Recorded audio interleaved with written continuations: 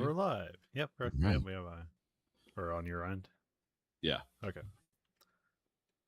Tell your friends you're listening to the Verhoeven Effect podcast. I'm Conlon. And I'm Nathan. We have another very special episode. We have the 2026 movie Project Hail Mary. Hey, we're doing something current. yeah. Nathan, do you have a history with this movie? Yeah, I watched it 2 hours ago. But I've read the book like 5 years ago or whatever, whenever it yeah. came out. I think we talked about it on the show. Maybe. Yeah. Maybe. Yeah, because I wanted the dark ending where he goes back to Earth and shoots the German lady from the ship. Because remember, one of the astronauts had a gun to commit suicide. Everyone had their own suicide technique. Yeah. That was in the book. They didn't quite go. They went over that a little bit in the movie. Yeah, I but- think they did the fun bit where like the Russian lady wants to like take cocaine till she to overdoses on cocaine or heroin or something like that. So yeah. And the Chinese guy had a gun. yeah. And it's like I think he should have taken that gun and just shot and then they just played the music from the end of Event Horizon, which would have totally changed like the tone of the novel and the movie quite a Yeah. bit. It's like, well, that got dark. But they didn't do that, thankfully. No, that's not really Andy Weir's thing. He's kind of like, let's have a quirky person solve an interesting problem and then throw all the wrenches at them so they can overcome them. So, yeah, because this is based on Andy Weir book. He also did like The Martian and Artemis, which Artemis hasn't been turned into a movie yet or a TV show. Artemis is pretty cool, but it is kind of like just quirky like moon heist stuff. Yeah. And then like I guess like the technological like engineering stuff isn't as interesting, but is like, it was interesting where it's like, everything is in everything's graded in like how much like weight and how much it costs to send a unit like, a weight of unit to the moon, and then that's why like, welders on the move you use neon instead of argon because it's lighter than argon, so it's cheaper to send and stuff like that.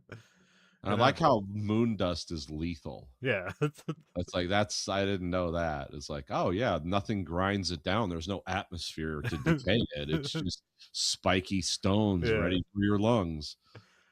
And then like Kenya becomes like this, this mecca of like launching rockets because it's at the equator, and just and like the land grab was there to like just let's buy up this land and build a spaceport here. So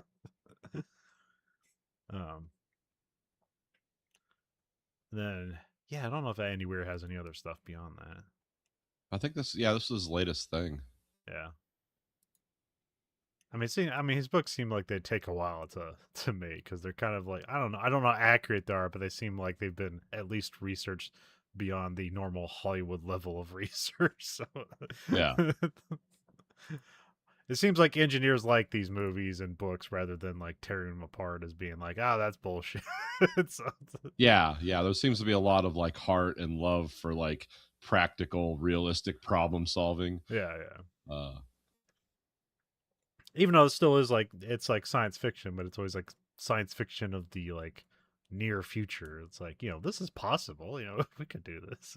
Yeah, it's like, anything could happen. I mean, because the whole premise of this book or this movie is like, yeah, this is a suicide mission. Because we're going to basically use like 2020's tech to try to send people, in a multi-year space mission in which almost none of them survive even getting there, let alone, there's no chance of coming back. It's like, yeah, we could probably do that with our technology or something, like if we just like, because what the whole world's working together here, so yeah. you're not fighting through like patent laws and all that to solve problems. No, we're just breaking all the laws to help try to on the chance we can save humanity. I think they explain in the book, but I don't think they explain it here.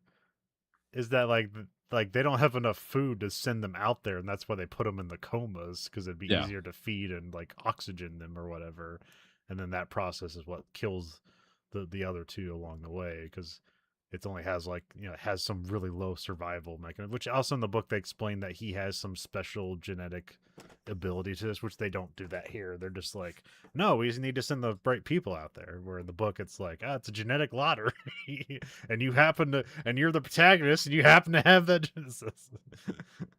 At least I think that's how it went. It's been a while since I read it, so um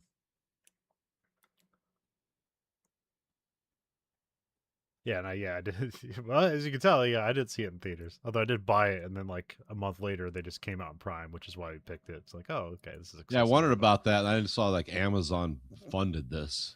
yeah, it's like because Amazon owns MGM now, so they do like so that this is like their movie wing.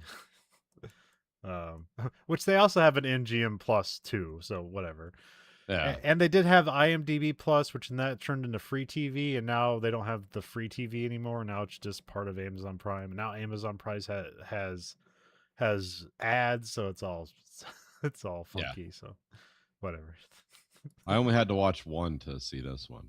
Oh, really? Okay. Yeah. I purchased it, so I didn't have to worry. I didn't watch any. So No, I quit. Everything has ads now. I just like whatever. I'm not paying anymore. You're not getting any more money. I just go take a leak or something. Yeah, Whatever. yeah.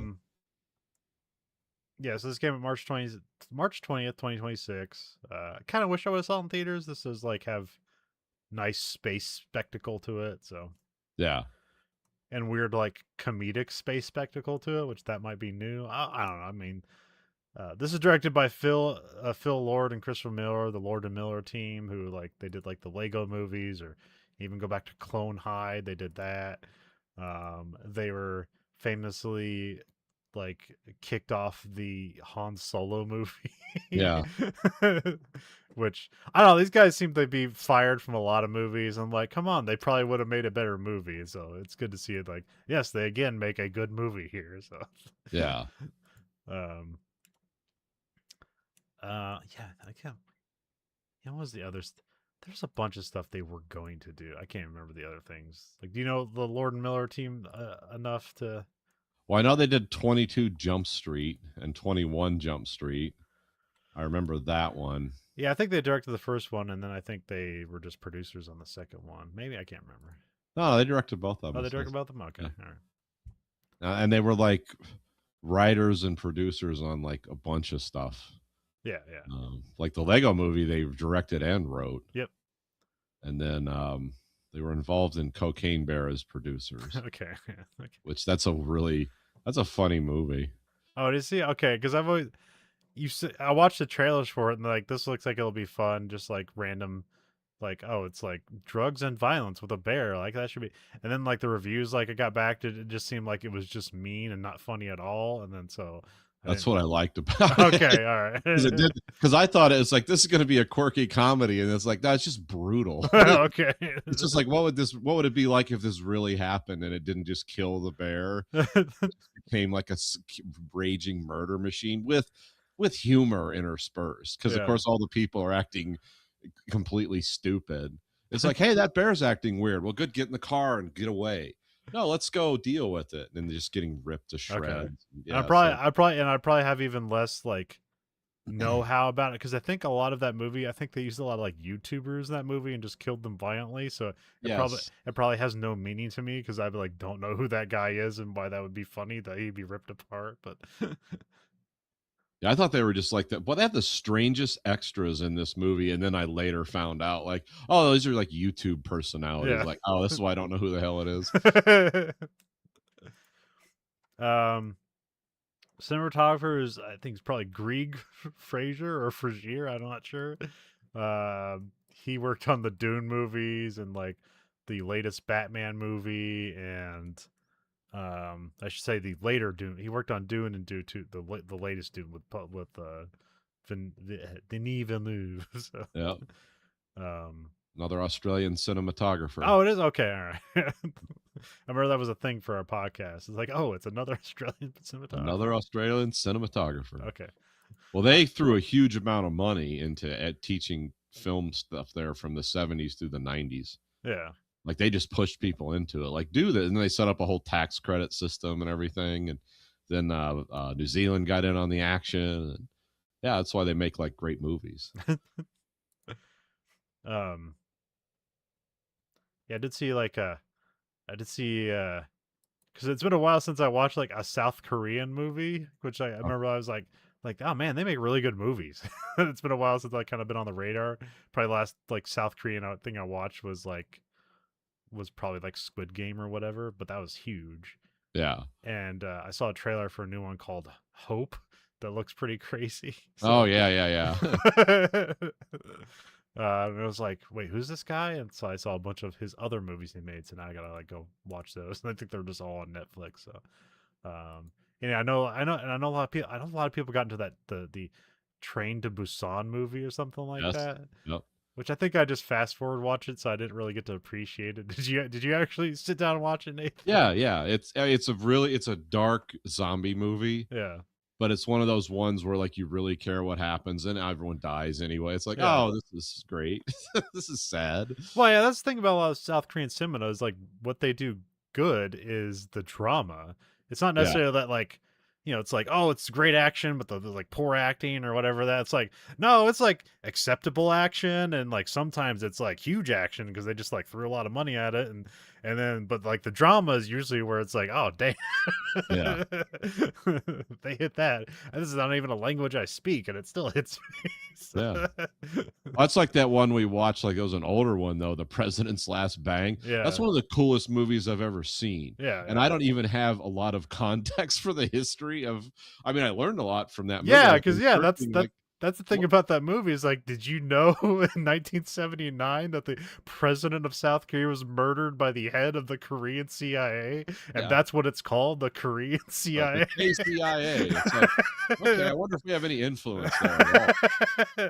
And they have they used to have a cool saying. What was it? It's like Something with darkness and light or something like that. yeah, it's like keeping darkness from the sunlit land, or Yeah. something very Asian. Like, oh, okay, yeah. And then I don't know what the French are doing. They're always doing something cool. I think I bought that movie. It's called like Titan, which seemed like people raved about it for its people warn you about it too. It's like, no, this is crazy, and it's like you're not gonna like yourself for watching it, but it is original. So It's original content. something about where like a lady fucks a car, gets pregnant, and then pretends to be a man. So Yes.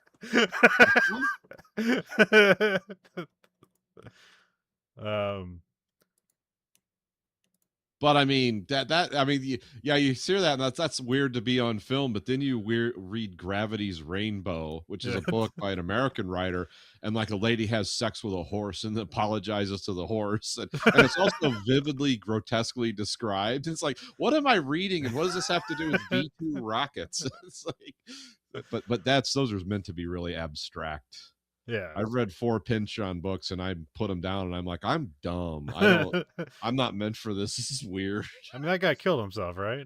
I think he's still around. Oh, I thought he committed suicide. I was like, No. that makes sense. Okay. No. Oh wait, no, that's Gravity's Rainbow. What am I thinking of? Shit, what's the latest the Infinite Jest? Yes. Yeah, that guy killed himself. Okay, yeah, okay. Yeah. I think I confused what's his the two. name? Yeah. Mark Maron used to talk about him all the time.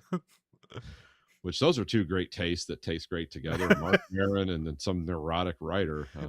Yeah, who is that guy? Because I did read that book. Because everyone says you're supposed to read it. Yeah, I think that guy was like, David Foster Wallace. Yeah, that guy was like of my generation. So I remember that book came out. That book came out like 3 or 4 years after I was out of high school, and people were saying, "Yeah, you got to read this. This really speaks to us." And then it's like, yeah, it was cool, but it's also, I mean, he drove. It's like one of those things. It's like you do this masterwork and then you drive yourself insane. Yeah, like that's kind of a sad story. See, I almost have like no approach to either of them, but the thing I liken it to is kind of the aura around oh, shit, no, I forget what it's called.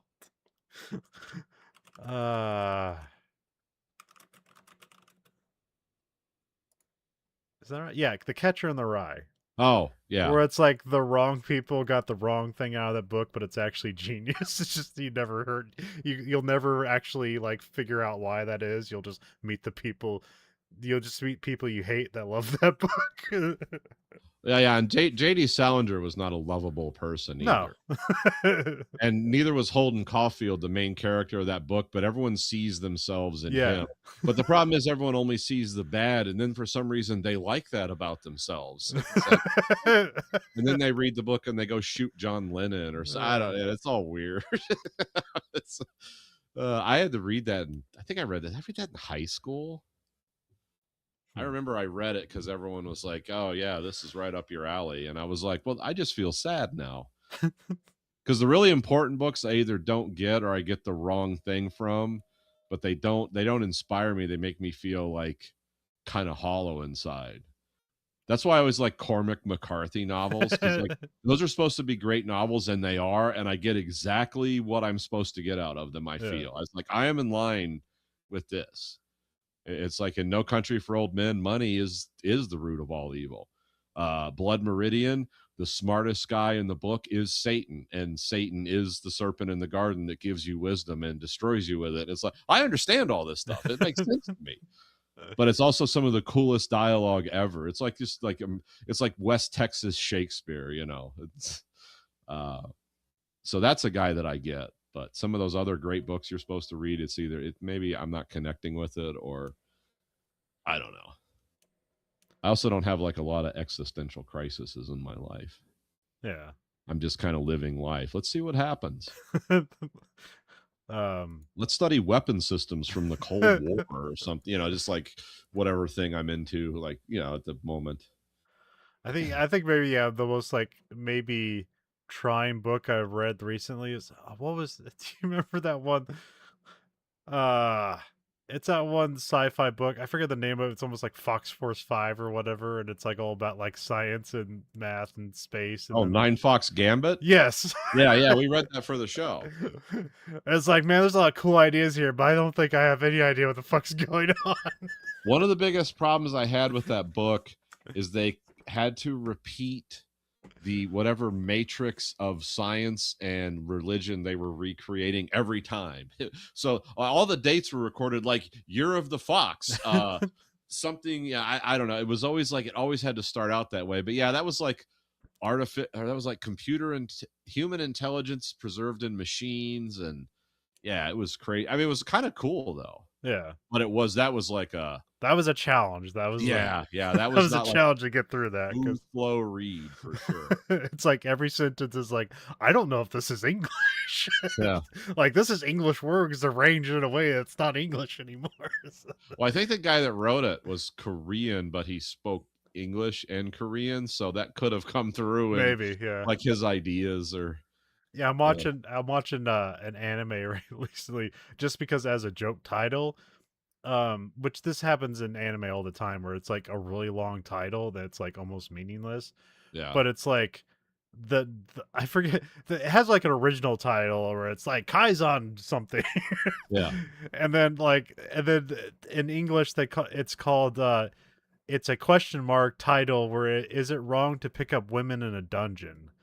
Okay. And then and then the story is just about like a guy who goes in the dungeon and and it's like a literal video game where it's like you defeat demons and then you level up and then somewhere in the in the fantasy society you have a sheet that a god can look at that tells you your skills and what level they're at and shit like that, so, which is very common I found in a lot of these like Japanese fantasy uh uh shows or whatever.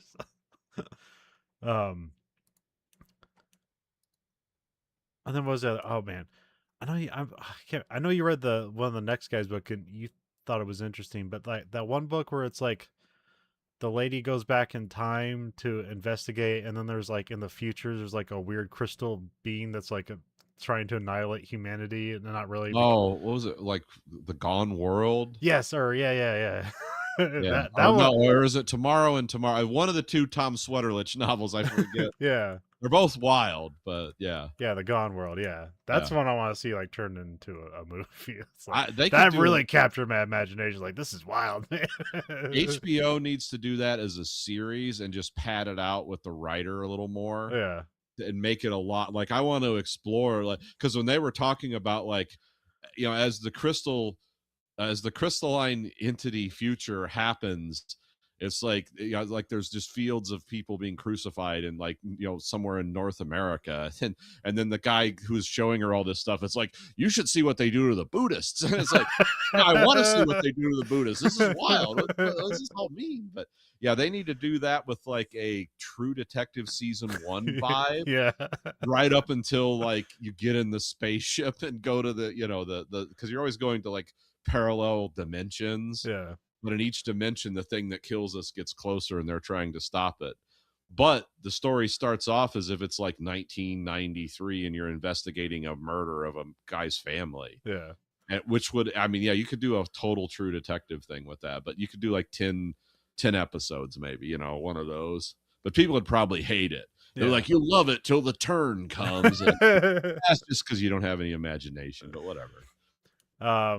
And then I would like to see Seven Eves, but I don't believe anybody could do that justice except maybe Denis Villeneuve, and he's never going to do that shit. So yeah, he's going to make like a 10 movie opus.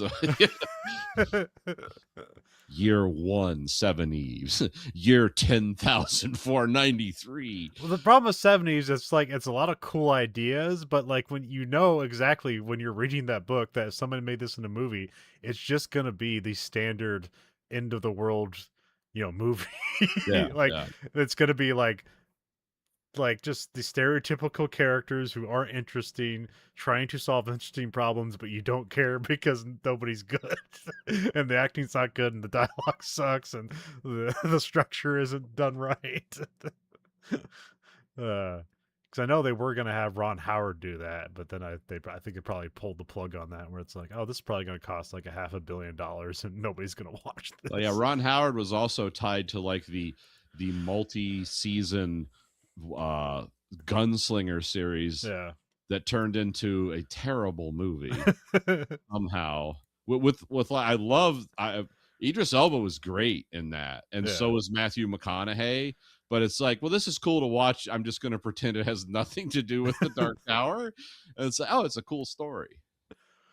Because my favorite superpower in that movie was Matthew McConaughey. When people would annoy him, he'd just be like, stop breathing. And they just start choking to death, and he'd continue talking like nothing's going on. I need that power. Written by Drew Goddard, who did like... He's done some movies I really like Clover. He was a writer on Cloverfield. Yeah, he did a lot of J.J. Abrams stuff. He worked on Alias and Lost. Cabin in the Woods was the writer and the director. He started out working for Joss Whedon as like a story editor, so then he came back to I guess to work with him there, because I think that's a Joss Whedon. Is that Joss Whedon, or is that just J.J. Abrams again? No, it's Joss Whedon. Okay. Yeah. No, Cloverfield was J.J. Abrams. Oh, Drew Goddard directed the Cabin in the Woods. Yeah. Okay.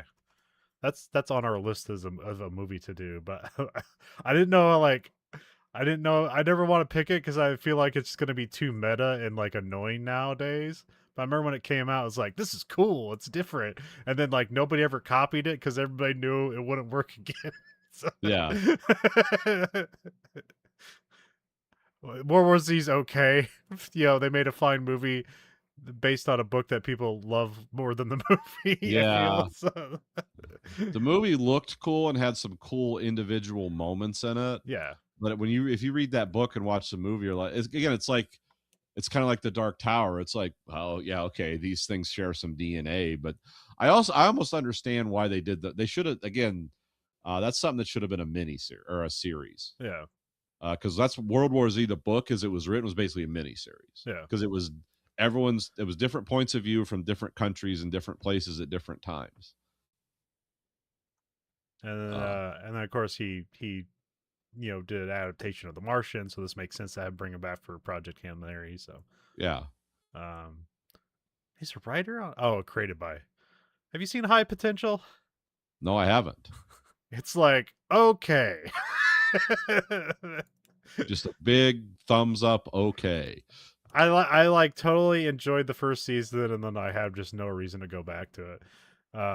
It's got Caitlin Olsen in it, from It's Always Sunny. So she and this is like way bigger than No It's Always Sunny, because it's like the #1 show on television or whatever. but it's also weird because it's like a comedy. It's like a comedy drama detective series because the detective series, so it's an hour long, but it's sold as a comedy, and it's like neither. So, but Caitlin Olsen's enjoyable in it. So, Huh. but that it's all about like she's basically like this like not deadbeat mom, but she's like like in poverty and like is constantly torn between like raising her kids and just surviving, but she also has a genius IQ, and then that's how she ends up like helping police solve crimes. And then some of the stuff it's where it's like they're trying to bring it up where it's like like this kind of like why am I missing I don't want to say Shakespeare. What's the detective? Sherlock Holmes. Sherlock Holmes. Okay. And like they try to have her be like, oh yeah, she's the only one that can bring up the point, and then it's like, and then she brings up a point that, and then it's like, I know enough about the thing she's talking about. It's like, well, actually, she's wrong. That's not how that works. But oh well, it's the television show. You're meant for a pretty average audience. I'll let it go. So, um, yeah, so that's Drew Goddard. Yeah, and of course Andy Weir, he did the novel, and yeah, he did this. Uh, yeah, again, I only know 3 books: this, Artemis, and The Martian. So, Huh. which I don't know. How would you how would you rate those 3 books? Which one do you like the most? Probably. It's hard to say. I I want to say probably The Martian because I saw it first or read it first, and then I think I like Artemis more than I like Project Hail Mary. But Project Hail Mary is a probably might be a better movie than The I think Martian. Artemis was a good like when the Expanse series. I think that came out like Yeah, for it's a the good last 2 books of companion. that or Yeah, whatever. And I was like, yeah, oh yeah, this kind of reminds me. It's people in the same like economic cruelty situation, just on the moon instead of in the wider yeah. solar system. Well, it's And it's also like the book on tape for that's made better because Rosario Dawson does the reading for that. okay, yeah, that's right. All right. So it's maybe that does something. Although that kind of gets weird when like an actor is like now taking like audiobook roles. Yeah. It's like, come on, you gotta like, there's voice acting's a career. Don't take every role from everybody else. Yeah, save some beer for the rest of us. Damn. Well, I was kind of like, I was kind of expecting that the guy who did the book on tape for this to probably be the voice of Rocky, and then he wasn't. I was like, that's kind of a bummer, but I understand. The guy who does Rocky here does a good job, so it's fine. Oh, yeah, anyways, yeah, were you gonna give a ranking? Yeah, I would say this is probably like I think The Martian was a little more endearing. Okay. This one, I mean, just the book and the movie, it's like the main character is just he's a very sad person in Yeah. both things. It's like, yeah, he is a guy who is unmoored from everything, and they don't really exactly explain why. It's Yeah, yeah. just like his personality is strange, and like he's weirdly sarcastic and endearing at the same time, but he seems to Yeah, just like, yeah. vaguely annoy everyone. I mean, do you think the movie would be stronger if there was more of a sacrifice to sending him out there? Because they're like, you don't have anything, so this is okay to Yeah, violate your human rights. we're not hurting anyone really other than you. Because um, they never they explain like he's a passionate man and he doesn't back down, and that's why he's like, he's like a PhD teaching, like in grade school or whatever, but yeah, or middle school or whatever. But you never see that come through. He just seems like kind of a wise ass who it does get excited about science, but really is like so immature. He just annoys everyone around him. yeah, and then like the loneliness you can play on, where he like wakes up in the ship alone. I feel like, and then when he eventually like they don't play up on it, it's like he just likes to be alone because that'd make more sense and be more of a character arc when he has to like befriend an alien or Yeah, whatever. It's like, well, this is completely beyond his capacity as a human being because like he doesn't want to be around humans, let alone an alien. But that's not a part of it. He's just like, we'll just be goofy together, which that's fine. So whatever. yeah. It's like, you don't always have to have like a dramatic character arc. And I like these movies because people make interesting and rational decisions beyond what I could think of, because Andy Weir is a pretty good writer, or at least an engineer of situations. So Yeah. I think his background is like some kind of computer science or something. yeah. But he definitely like has an appreciation for how things really work. Yes. And there is no like magic solution. No. There's strange stuff going on, but it's like we're still going to use like workman like solutions to solve this problem. And Well, yeah, that's what's always crazy in his books, is because like you could make an entire movie with like a quarter of the problems and solutions that happens in his novels, where it's like, oh, here's the bad thing, oh, here's how we fix it, and then like, oh, that's a movie. And then like in this movie and a lot of his books, like, here's a bad thing, here's a solution, here's the next bad thing, and then here's the next solution, here's a further bad thing. It's like, oh man, this guy has to die, and he just keeps figuring it out. So, which is fun, and like when you buy that. And it's not yeah. fun. It's not fun when you're just like, ah, this is bullshit. You just got plot armor. But no, they do the work, and he doesn't have plot armor. He just survives because they're smart. So,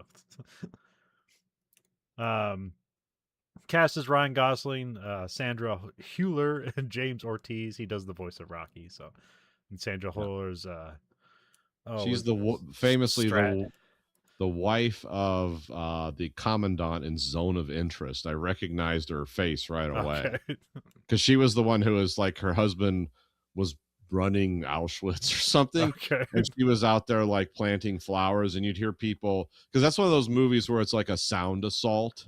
Yeah. Where you hear people running, people screaming, gunshots, machinery, and it's a death camp. I mean, you know what it is. And she's planting flowers and like grimly ignoring, like pretending it's not real. Because once her mom comes to visit and the family's like eating dinner out on the porch, and the mom's like, this is crazy.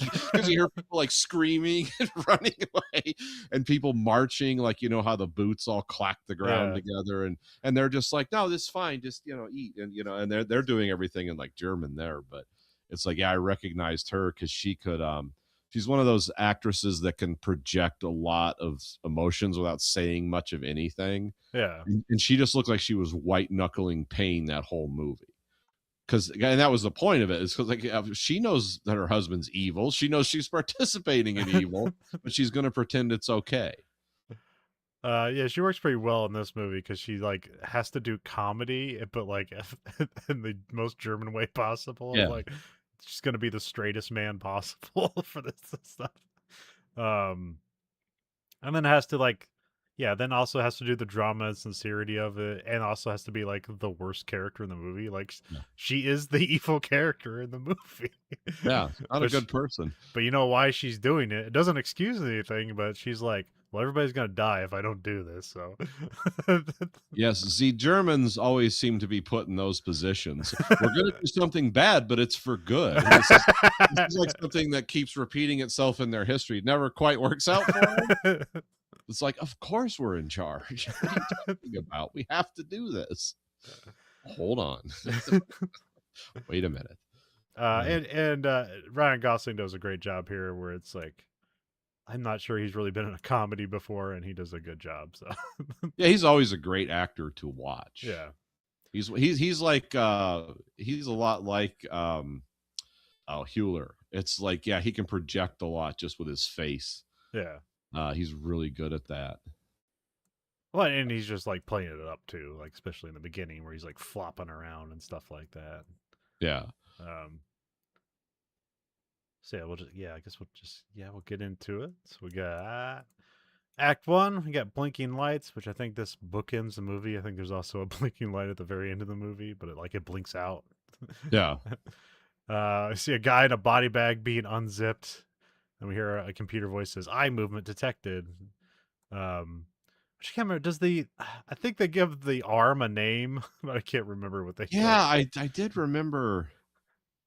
Because in the movie he just calls it Mary, the ship. Yeah, he calls the ship Mary, but I think at the end because at the end the arm is in his house. Yeah, and he gives it a name like Nomad or something like that. Yeah, that could be. But I couldn't remember here. This is like an almost 3-hour movie, so yeah, it doesn't necessarily feel it, but it is a long movie, so it's very cinematic. Yes. You can tell it's like, yeah, this was made for theaters because it gets really loud, and then you're almost turning your TV up and down. It's like, yep, this was a theater movie. Yeah, yeah. I kind of wish I would have saw it in theaters, but oh well. I guess I'll just have to go and see the Odyssey at some IMAX theater or something like that to make up for it. um, Damn, this was almost 4 hours long in its initial screening. Okay. yeah, I don't know. It's like every movie. Well, they like almost greenlit it that way. Then they did Oh, okay. nail it at the end. They're like, yeah, we got to cut some stuff out. I mean, it doesn't feel like there's things missing from this movie. No, So. it feels it's a full plate. That's for sure. um, a feeding tube gets pulled out of Ryland Grace, played by Ryan Gosling. There's a comedy of him waking up from deep sleep where it's talking about like you may have trouble like making sounds. And he just like screams for like a half a second. It's like ah, and then he's like flopping around as he hasn't used his muscles for like I don't know what 4 years or how long does it take for him to send him to Tau Ceti? Does it say? I know it's like if he had full fuel, it'd take 4 years to go back to Earth. So I'm not sure if it's a 4-year trip I out. thought it said 11 years had passed. Well, no, it'd take 11 years to send communication back to Earth. Oh, okay. So yeah, maybe it was 4 years. But like, I mean, yeah. See, this again, I'm not sure. Like, if this is it's not explaining the movie, it might be explaining the book. But with like their special drive, they can go near light speed. They just as they constantly accelerate, and so that's why eventually it can go faster than. Well, I guess it can't go faster than like communication. So I don't know. I forget how it works now. So. Let me look at see how far. Tau Ceti is 11.9 light years from Earth. So it takes its starlight just under 12 years to reach Earth. So that's light speed. So somehow the ship can go faster than light speed. I can't remember. Let's see. Yeah, so Voyager is the fastest human-made object, and it's going about 40,000 kph. And it would take it 320,000 years. Yeah, so they're going near light somehow. They're light huggers. Yeah. Well, I mean, they didn't have the big ice shield on the front. I mean, that's the fun thing in the book is that they use the thing that's killing the sun as the fuel source because that's like fun. Like it also stores massive amounts of energy. Yeah, well, and also it protects the astronauts from radiation. It's the perfect plot device. Yeah. It almost makes you wonder in the follow-up book you're going to find out who invented this shit and how did it get out. On a mission to kill God, Rocky and Grace. What if that was it in the end? If we destroy creation, there's no more suffering. Yeah, we become very like deeply Eastern Orthodox in our philosophy of the universe. If we extinguish the light, the darkness will cleanse us of pain. Okay. And then you just dress them as the Blues Brothers because that'd be funny. They're not on a mission they're not from a mission from God. They're on a mission to kill God.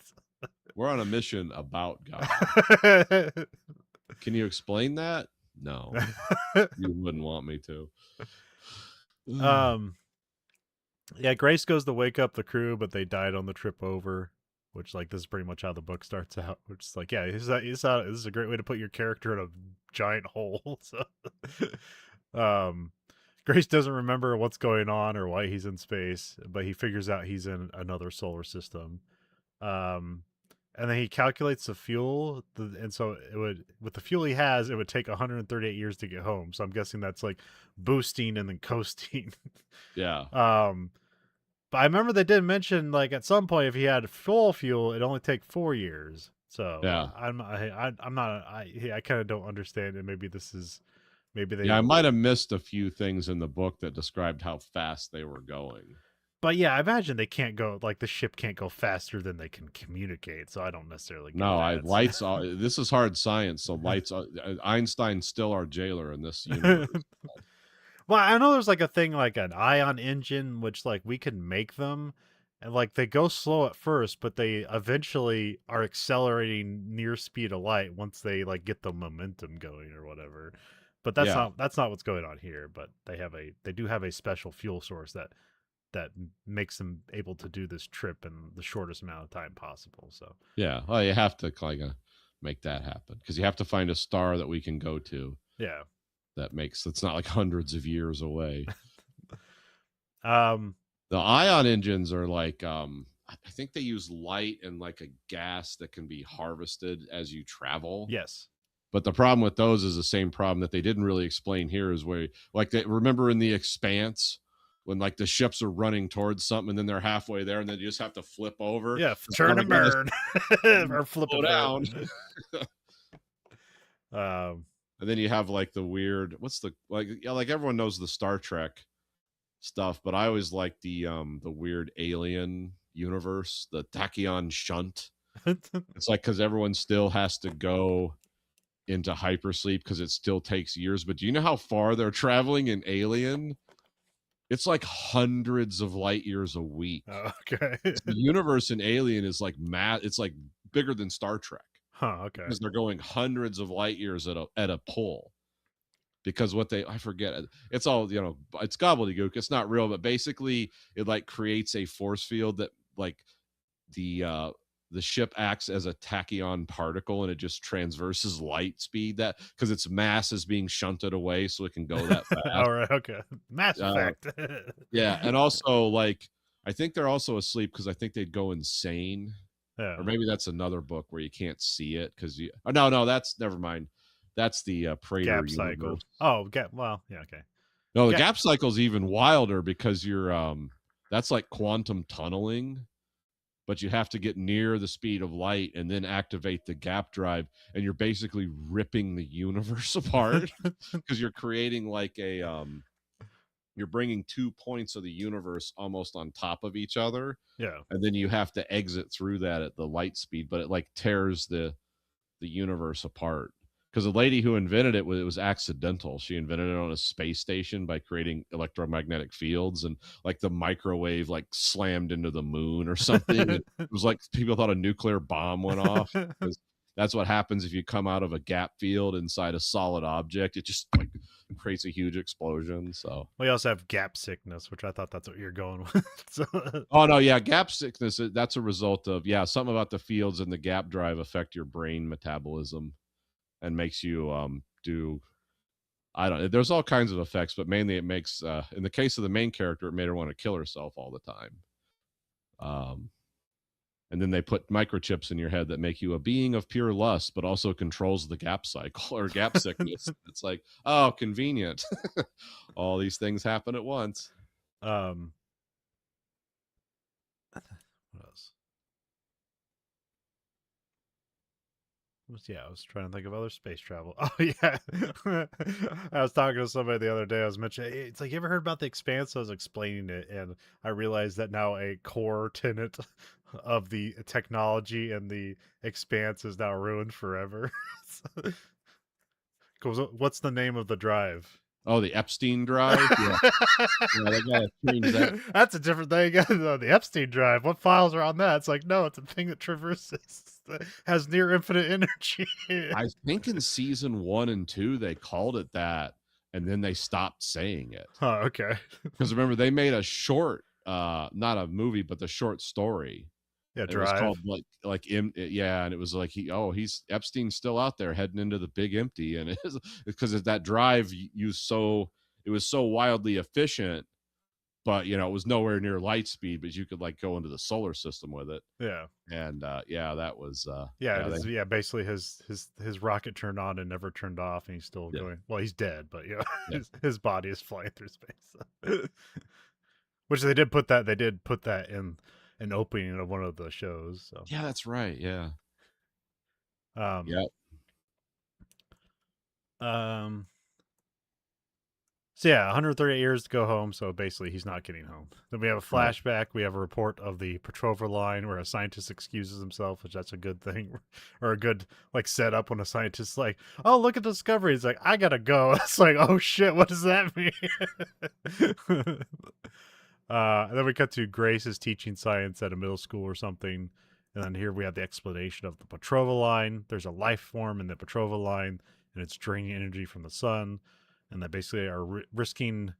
The risk is global climate change and the loss of crops and starvation. That maybe, and they probably have like 30 years to solve the issue. So that's the stakes of the movie. So then we go to Act 2. We're back to the ship. It's the present. Grace goes to the other crew's stuff to try to recover his memory, which he still doesn't. Yeah, he finds, what was it, like a sailing bag of vodka? Because Yeah. there's like the Russian cosmonaut that's on the mission. She brought vodka with her. So,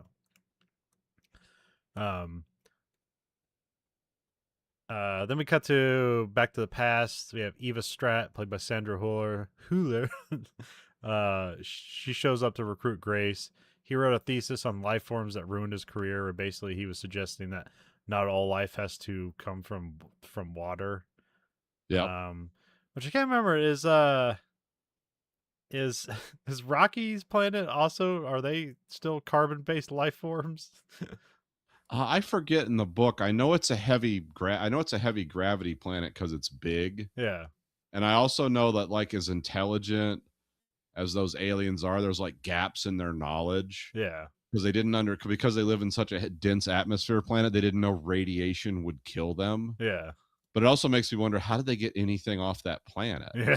Have you ever heard like the people at SpaceX talk about like launching missiles from Earth and like recovering them and how difficult that is? And the one scientist said, if gravity was 15% stronger on Earth, we would not have the metallurgy to launch things into orbit. So we're kind of at the cusp of what you can do with like chemical rockets and metallurgy. And so it makes you wonder, it's like, how did the Eridani people, where they're from, Epsilon Eridani or something, Yeah. how did they get stuff? But they're also like metallurgical geniuses and stuff, but they didn't, what the book said, they basically understood physics in only a Newtonian Oh, way. right. Okay. Yeah. Yeah, because like he didn't because they didn't even have like good theories about like how microbes and stuff spread because they didn't have a lot of disease. Yeah. They couldn't make they wouldn't make like glass and rubber thing because it would just break down in their environment. Yeah. So everything was essentially made out of porous metal because it worked for them. Yeah.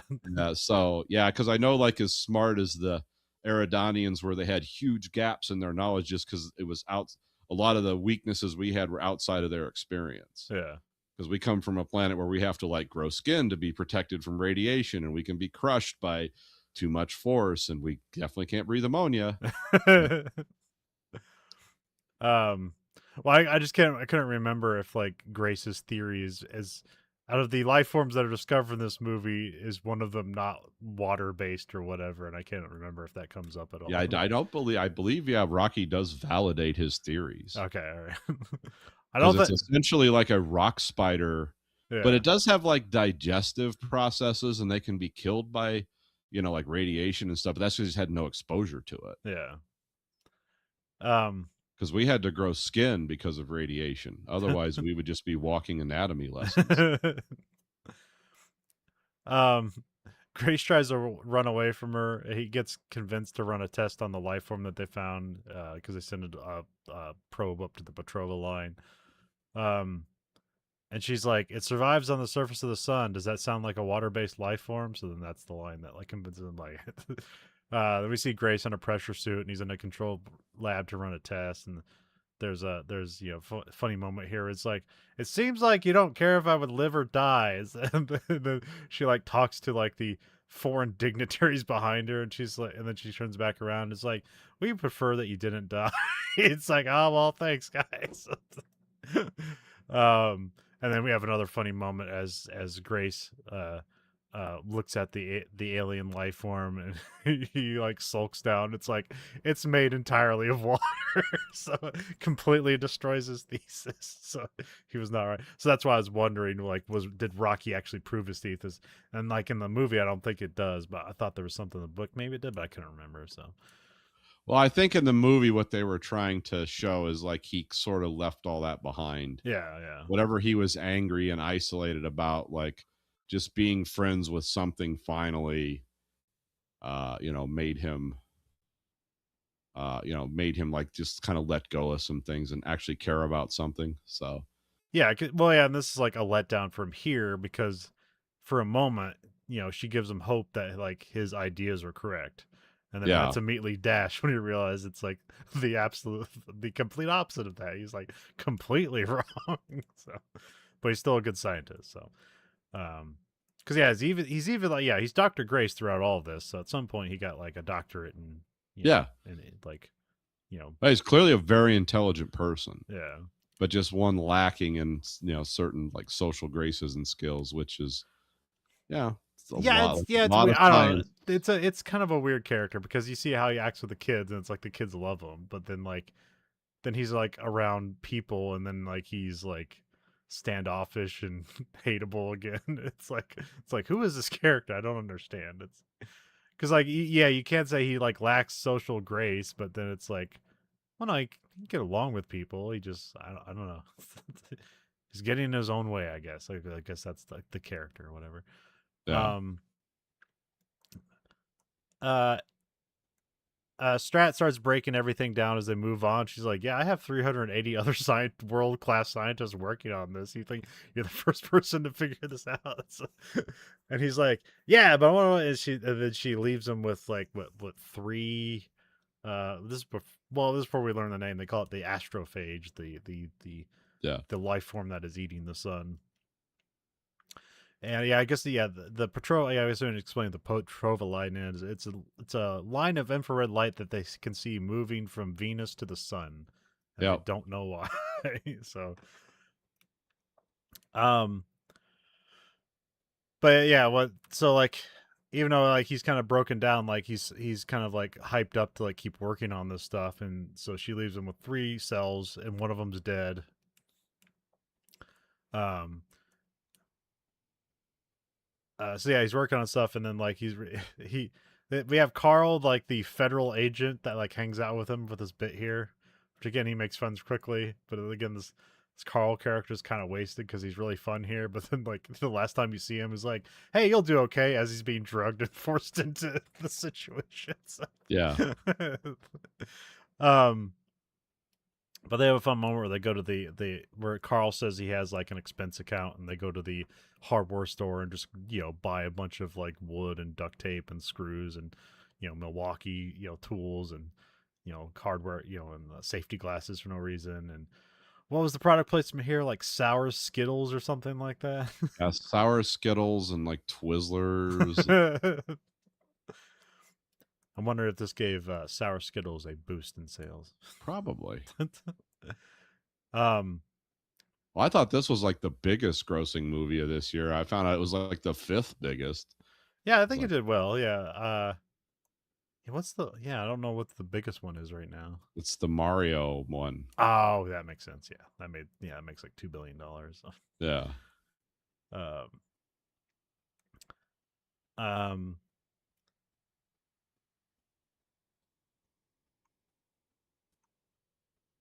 so yeah, I forget what happens. They're working on the box, but then they realize that oh yeah, somebody looked in there and they escaped. Oh yeah, they're looking in the under the microscope and it left, and they're like, it's escaped inside the box, and he's like, well, can you open it up? It's like, no, then we'll like lose it forever because of the light in here. And it's like, and then Carl's like, why don't we just put the box on another box? It's a little fun thing in here, and you give like, I don't know, you give a lot of these moments here to Carl because Carl just makes a suggestion, and then like Grace is like, yeah, but then it's like, well, shouldn't Grace just come up with that?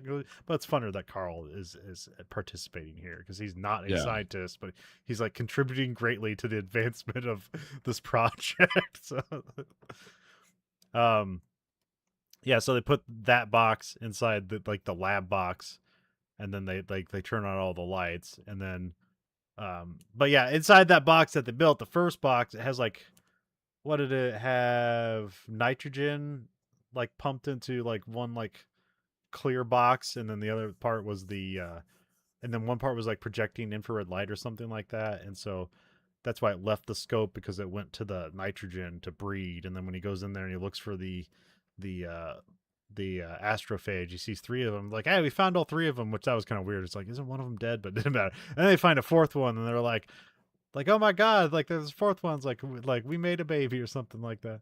Yeah.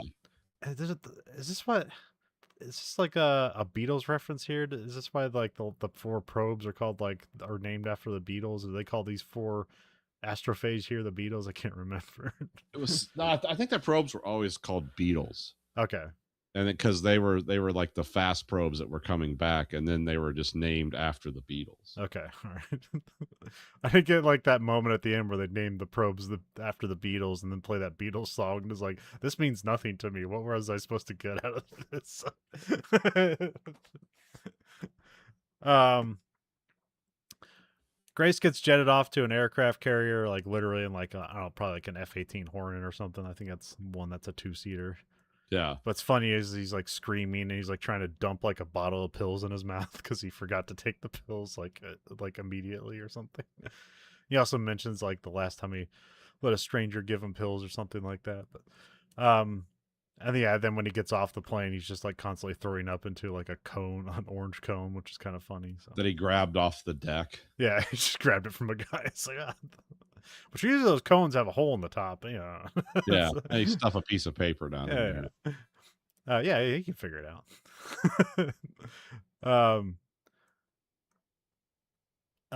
So yeah, this is where, and then like there's a bit of comedy here where he thinks he's like being brought to like a room to sleep or whatever, and then he's like brought into like a big boardroom with like an international like like scientists here. Which he explains the astrophage breed with infrared light CO2. That's what it was. So that's why they're going to Venus to breed or whatever, and then they're going to Yeah, the sun to eat. So, um, and then so I'm not sure if he's the first one to like figure out how to like breed them, because then like they say like there's another scientist that like we already like replicated your experiment, and I didn't know if that was like, oh, they just like gave that away and someone did it quickly, or they did it at the same time. I'm not sure here, but we're supposed to be giving Grace a lot of credit here because he seems to be yeah, so he's the right one to send eventually. Or yeah. um so then Grace gets sworn into Project Hail Mary, and this is where they explain that like all the nearby suns are dying except for one, and Tau Ceti, the sun isn't dying, so they need to they're going to send a ship out there and find out what's going on, which like that's how he like puts it. It's like, we're just gonna wheel out there and see what's going on. They need to breed astrophage because they need that to power the interstellar ship, like a lot of it, like millions of tons of astrophage. So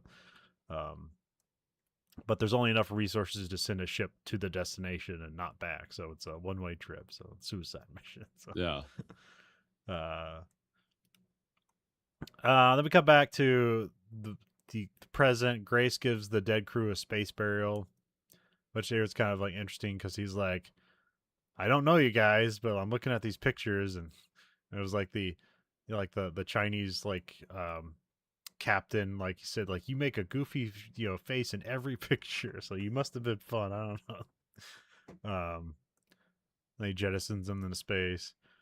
The ship engine has a cutoff as they approach Tau Ceti, and as the thrusters turns off, the ship loses gravity. And then there's like a Petrova scope that he gets, that the computer tells him to go to, and then he sees a Petrova line. But then he sees that the sun isn't dimming, even though there's a Petrova line. So he's like curious about that. Then Grace sees a break in the Petrova line, and then it's an alien spaceship, and then the alien ship pulls alongside the Hail Mary. It's like spindly and much larger than the Hail Mary. Yeah. I don't know how to describe it. It's a shape, but it's like it's not filled in. There's a lot of Yeah, like it kinda looks like protrusion. it if like an oil rig was in space, Yeah. but with more uniformity, Yeah. and less, like, random stuff on it. It all seems to be made out of But the same material. yeah, it's very geometric, but it's also, Yeah, there's just a lot of like I said, it's not filled in. There's a lot of spiky stuff going on here, lattices and things like that. So, which I cannot remember how this is described in the book. So it's like, yeah, that's fine with me, whatever. So yeah. I don't Yeah, the know. way they visualized it, like, "Okay, yeah, that's it." Just a bunch of geodesic, like, grid shapes, and it's like, "Okay." um, Grace freaks out and he like tries to fly the ship away, and then we have a comical ship chase where he's like like just moving about, and then the alien ship just kind of pulls alongside gradually, and then there's like the bit where he's like kind of like pulsing the ship, and then the alien ship pulses with it. So you're basically already not worried about the alien because we're playing comedy here. So Yeah, because they're just acting. It's like these giant things are just moving through space and one after another. Yeah. um yeah, yeah, I wonder how this would have played in a movie theater. Like, it's just more funny in a movie theater. I don't know. The alien ship matches pace with the Hail Mary. Then the alien ship tosses a canister at the Hail Mary, which uh it starts throwing more canister, and then Grace goes out to grab it, and the canister won't open, and he scans it with like this electron microscope or whatever. It's just like like you'd scan your groceries or whatever, and it says xenon, and he's like, xenon, that's a gas. And he just like throws the scanner on the ground. So it's funny. Then we're introduced to the centrifuge that allows Earth scientific equipment to work under gravity. So like the ship like unfurls into a tether and like spins and creates gravity, because the I think this is more explained in the book, but here it's a quick thing where it's like, well, just make lab equipment work in zero gravity. And it's like, that's going to take decades. And it's like, okay, well, how about if we create gravity? It's like, all right, cool. Then gravity. You won't get sick. No. Oh, that's a big thing in like Seven Eves. That's like a whole core concept of like an entire race of people, and that like the spinning stuff. That's also about like when you're gonna have people live like 10,000 years in space, and humans don't develop well under zero gravity, so you need some gravity to develop. So Yeah. because there was like that one guy who was like he was like the older guy, like he like started to go blind because basically without gravity his eyes were just like growing in weird directions and he couldn't see anymore. So, um uh so yeah, Grace opens the canister left instead of right because he's like starts saying everything is backwards and upside down, so then he starts to like, which I don't know, I feel like why don't we just turn it the other way? That seems like a very immediate thing. It's like, oh, it doesn't work that way, go the other, but whatever, it's a funny moment, whatever.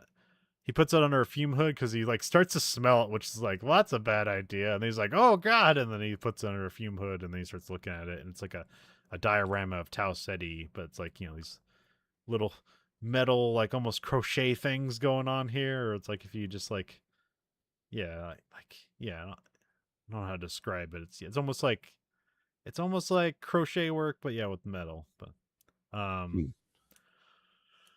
Grace solders Earth on the diorama and sends it back to explain where he's from, because I guess also the Iridian here is a long way from home. The alien spaceship unravels a tunnel to dock the Hail Mary, and then Grace crosses over and finds like a rock-skinned intelligent life form, and then the alien tells him to go back into his ship, and he does, and then they like synchronize. Uh, yeah, they kind of make a centrifuge with both their ships, so he can, when he gets on the newly created uh docking like tunnel, like it now has gravity in it, and then also Rocky has put oxygen in it, which that's like a big character moment. It's like whether he's going to trust an alien or not. So it's like, all right, I'm going to take my helmet off and this might kill me, and then he like, oh, he can breathe. Which all he says is he put oxygen in there, which that's still dangerous if you just put pure oxygen in a tunnel in space. So well, whatever. So which I'm guessing the Iridians are good with chemistry like that. Like they just have stuff like that laying around. They can just pump oxygen into to a tunnel if they just have that laying around. Yeah, it's I remember from the book like they don't use computers and stuff. Yeah. Because they're almost like a crystal life form or something. Yeah. Because they also have eidetic memories, like they remember okay. everything. You don't have to tell them. So yeah, they could just like do math like crazy. Okay. And also they live. I don't. It's not like as intense as like Jupiter, but it's like a real high pressure planet. So they like a lot of stuff that we have. They just didn't develop because it wouldn't work for them. And I don't know how you make xenon into a metal and then have it just stay stable at. I didn't know if that was like the atmosphere doing the work, but then like when it's in Grace's atmosphere, it's fine. It's still so. Um, yeah, I mean, yeah, the Ridney like that. Yeah, that's if you want more of the Ridney, that stuff's in the book. Here, it's kind of like just a like, yep, here they are, and Yeah.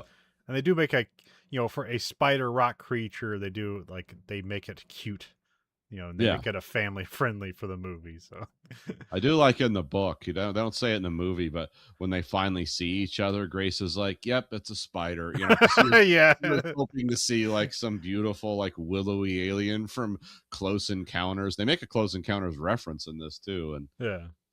but it is funny. It's like, "Yep, it's a spider.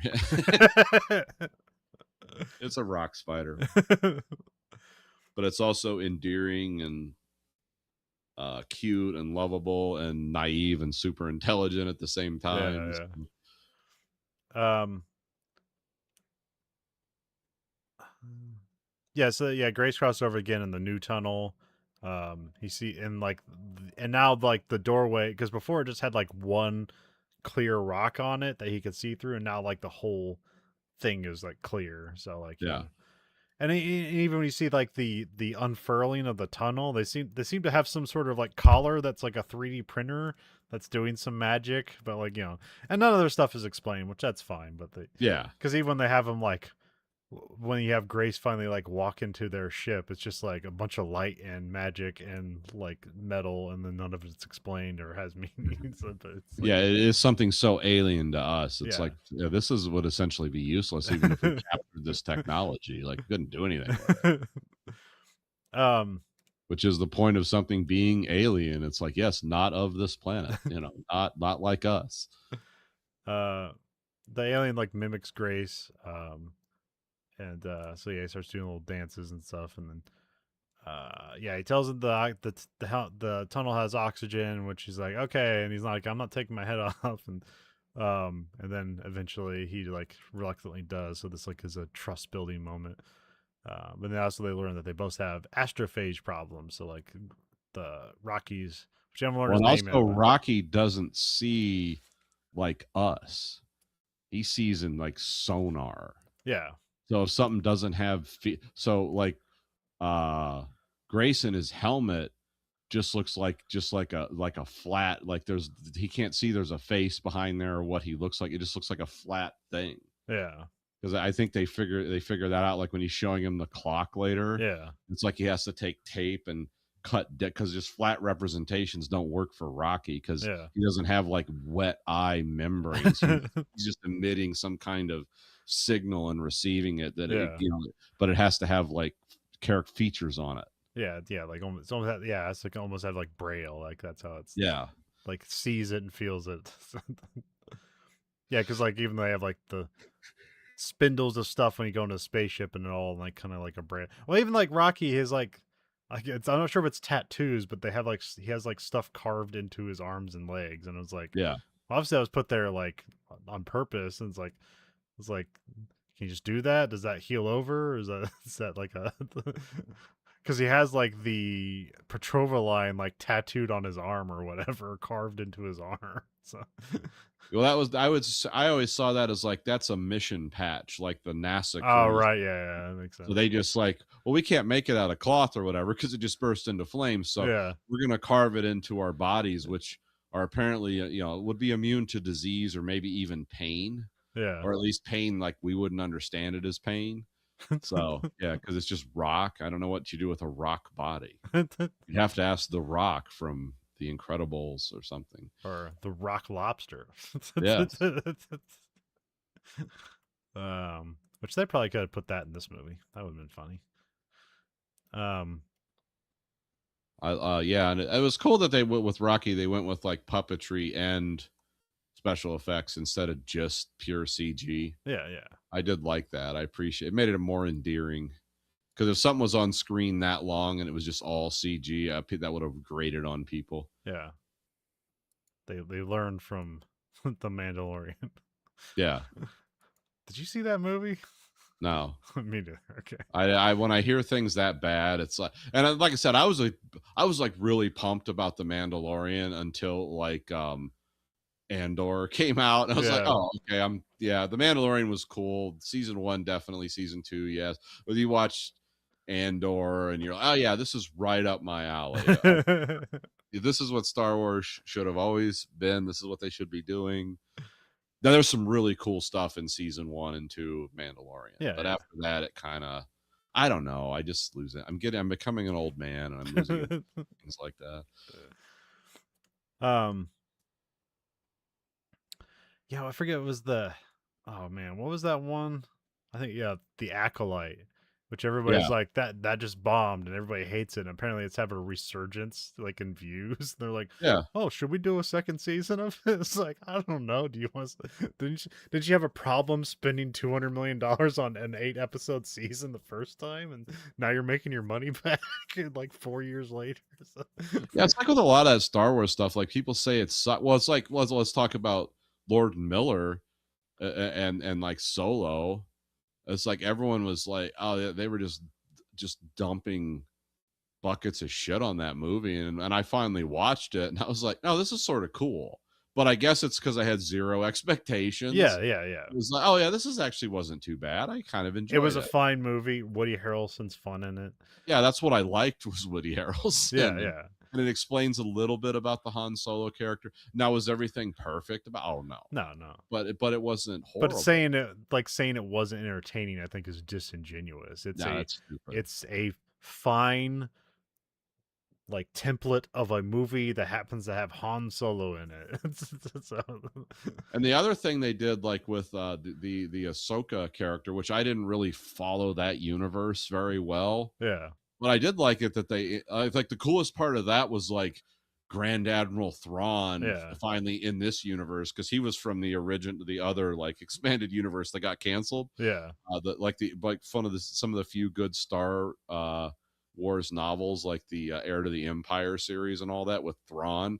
Yeah, Thrawn's an amazing character, and they did some cool stuff in there with him. I didn't care about the rest of it. It was like, but I'm glad I watched it for like, well, because they did some cool stuff in there. Like they had a lot of Bible references and stuff that you really had to like know weird things to catch. It's like, oh, the writers of this are having fun. Because essentially, like Thrawn is Satan, and he's like using evil powers and undead soldiers, and just darkness.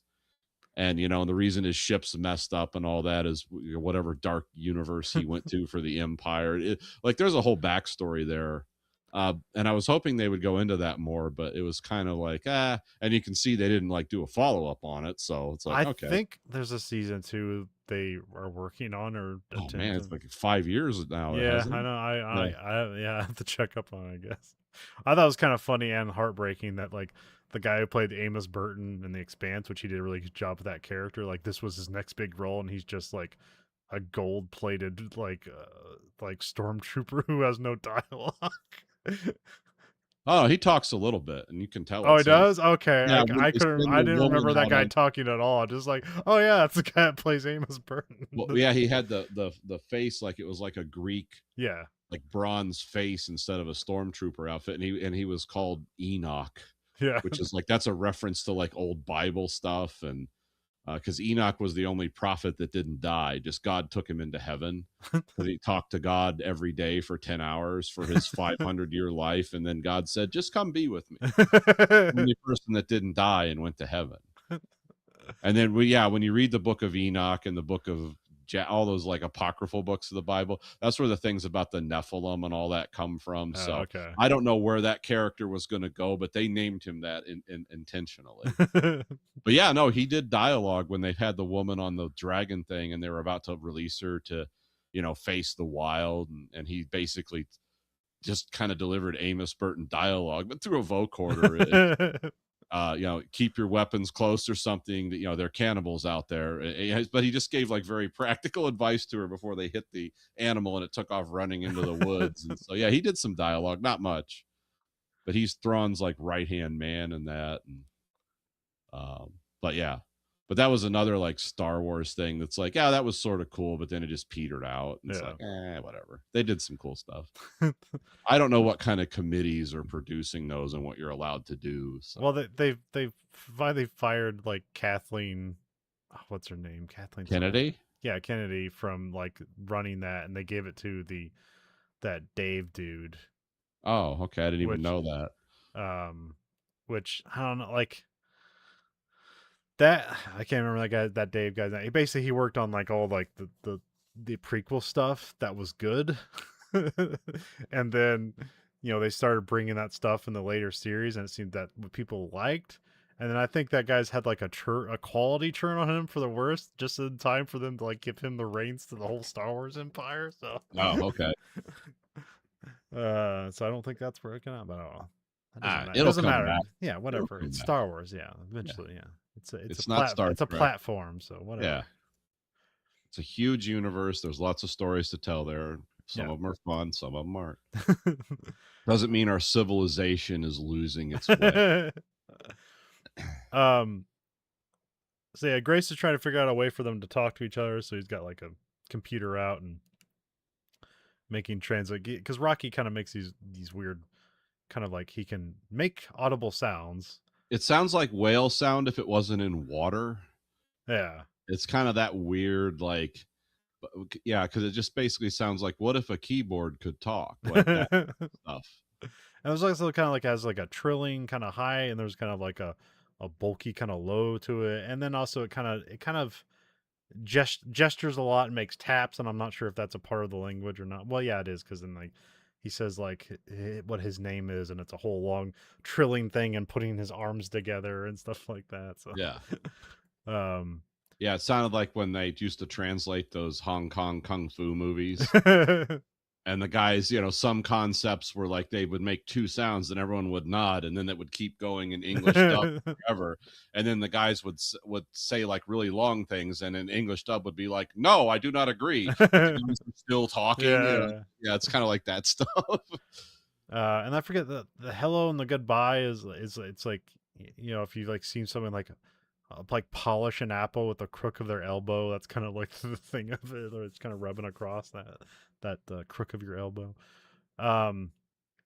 Yeah, Grace introduced himself to Grace, and then Grace calls him Rocky because that's just funny because he's a rock.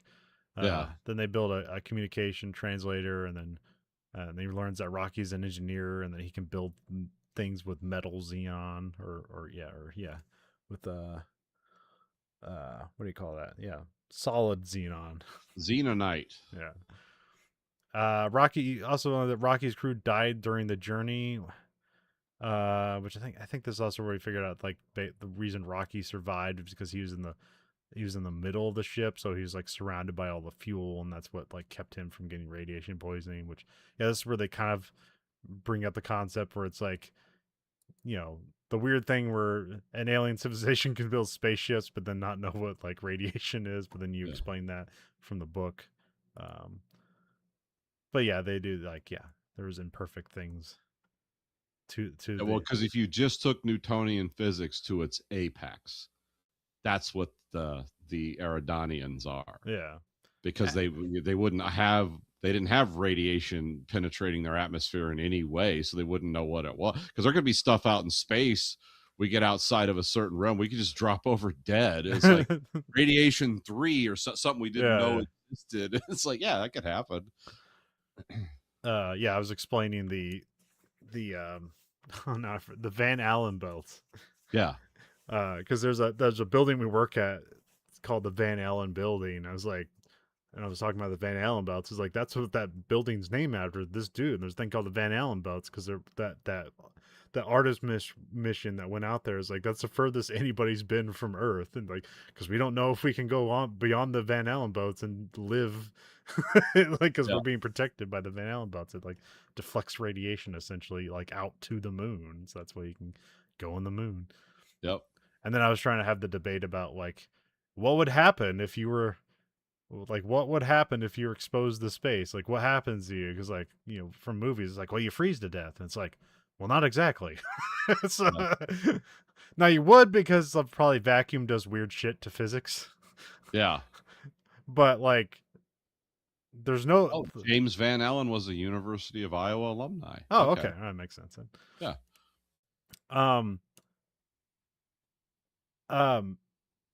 So yeah, space is nothing, and you have heat on your body, and so like if you're in Antarctica and you die from the cold, it's because all your heat leaves the body and goes into the cold atmosphere. Because thermodynamics has heat always goes to the coldest source, or the source of least resistance, whatever. That's like the same thing, or not exactly technically, whatever. But this is the simplistic way to say it. But in space, it's nothing. So your heat won't leave your body. It's still on your body. Yeah. Like we do radiate some energy, but not enough. That's how the sun gets energy to Earth, is the radiation. And because if it was able to convect the heat, we'd all be dead right now. Yeah, the Earth would be more like Mercury or yeah. something. So yeah, I mean, the answer is probably, you probably freeze to death because vacuum does weird stuff, but you wouldn't necessarily like lose your heat. It would just be but there's nowhere for it to go, because even you talk about that like on because I always think about like in movies when like a spaceship has heating problems, I just think of like, why don't you just like open up the thing to space and cool it off? And it's like, well, where's the heat going to go? Yeah. Push it out with air. I mean, yeah, put a fan on. Yeah. I mean, you can't eject the air, and like, Yeah. I guess, yeah, that's a way to do that. Just recycle the air completely. Well, I always think of like, the dramatic like Outland, which was cool. It's like if you get exposed to zero pressure, you just explode. Yeah, Which is yeah. like, it's a cool idea. But I mean, they knew then that wasn't what happened. And then the American astronaut that was on Mir helping the Russians keep it from, just deorbiting into New York or whatever, we had him there. Remember when that whole room got exposed to just space and Yeah, he had to walk through it. Yeah. And they're like, just close your eyes, blow all the air out of your lungs and walk, with purposefully. You can survive. Now he got very cold. His skin, like he had frost damage and stuff, especially his fingers where there's not a lot of mass. Yeah. But yeah, he made it through it, because I think I forget how long it took. It wasn't long, but it was like he didn't burst like a grape. Yeah. And, he's fine. He's still around. Well, yeah, that's the other thing is weird, because like, we live under atmosphere. That's where we develop. So when also weird things happen to your body when it's no longer under atmosphere. So the vacuum, the loss of atmosphere, because that's what a suit does, is it creates pressure to like recreate an atmosphere. And then then all the other cool stuff on it. So we live in 14 psi, no more, no less, just 14 psi, or 1 atmosphere. That's easier to remember. Well, it's like in The Expanse, they did make these cool like concepts, like, because remember the one cop from the belt, Miller, like they were talking about, oh yeah, he had to have his vertebrae fused and stuff because he was in such low gravity all the time that all the belters, like you could just bring them to Earth, into the planet, and just like, just hang them up on ropes. It's like torture. They can't breathe. But and like even the lady that was like the nasty mouthed president of Earth, the Indian lady. It's like at one point they made a reference. It's like, oh, even she could like beat most of those people to beat the brakes off them, because she was just like twice as strong. Yeah. Because that's why like the one guy like Burton was scary to the belters, because that guy grew up on Earth. Yeah. He'll just toss you around like a rag doll, because but the belters knew how to fight in ways like they bounce off stuff and kill you. Yeah. Or just throw you out of an airlock or shoot you. But yeah, that was some cool stuff in that series, where it's like, oh yeah, these people had to have vertebrae fused. Yeah, which they only really explored in the first season. Where because like also the belters were supposed to be like way taller and have spindly arms, because they didn't have gravity to halt their development or whatever. Yeah, they weren't like beautiful people like in the show. They were kind of looked like monsters, like 7 feet tall and no strength. And it was like, and they were economically oppressed on top of that. World kind of TV show though. You don't have actors like that everywhere. Yeah. Just hire basketball players and tell them to lose half their body weight.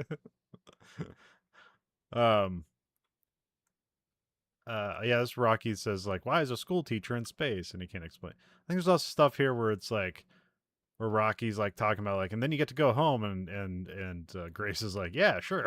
Yeah.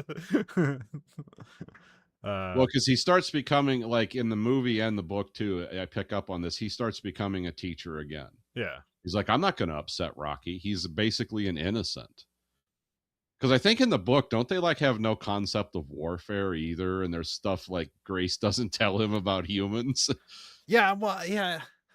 Yeah, and there's like, and there's some stuff because there's a thing about watching someone sleep, and I think it was like predator based, but I don't think like their planet has any predators that fight them anymore or something like that. I can't remember. Well, yeah, the reason you watch people sleep is because when the Eridanians, they're not like humans.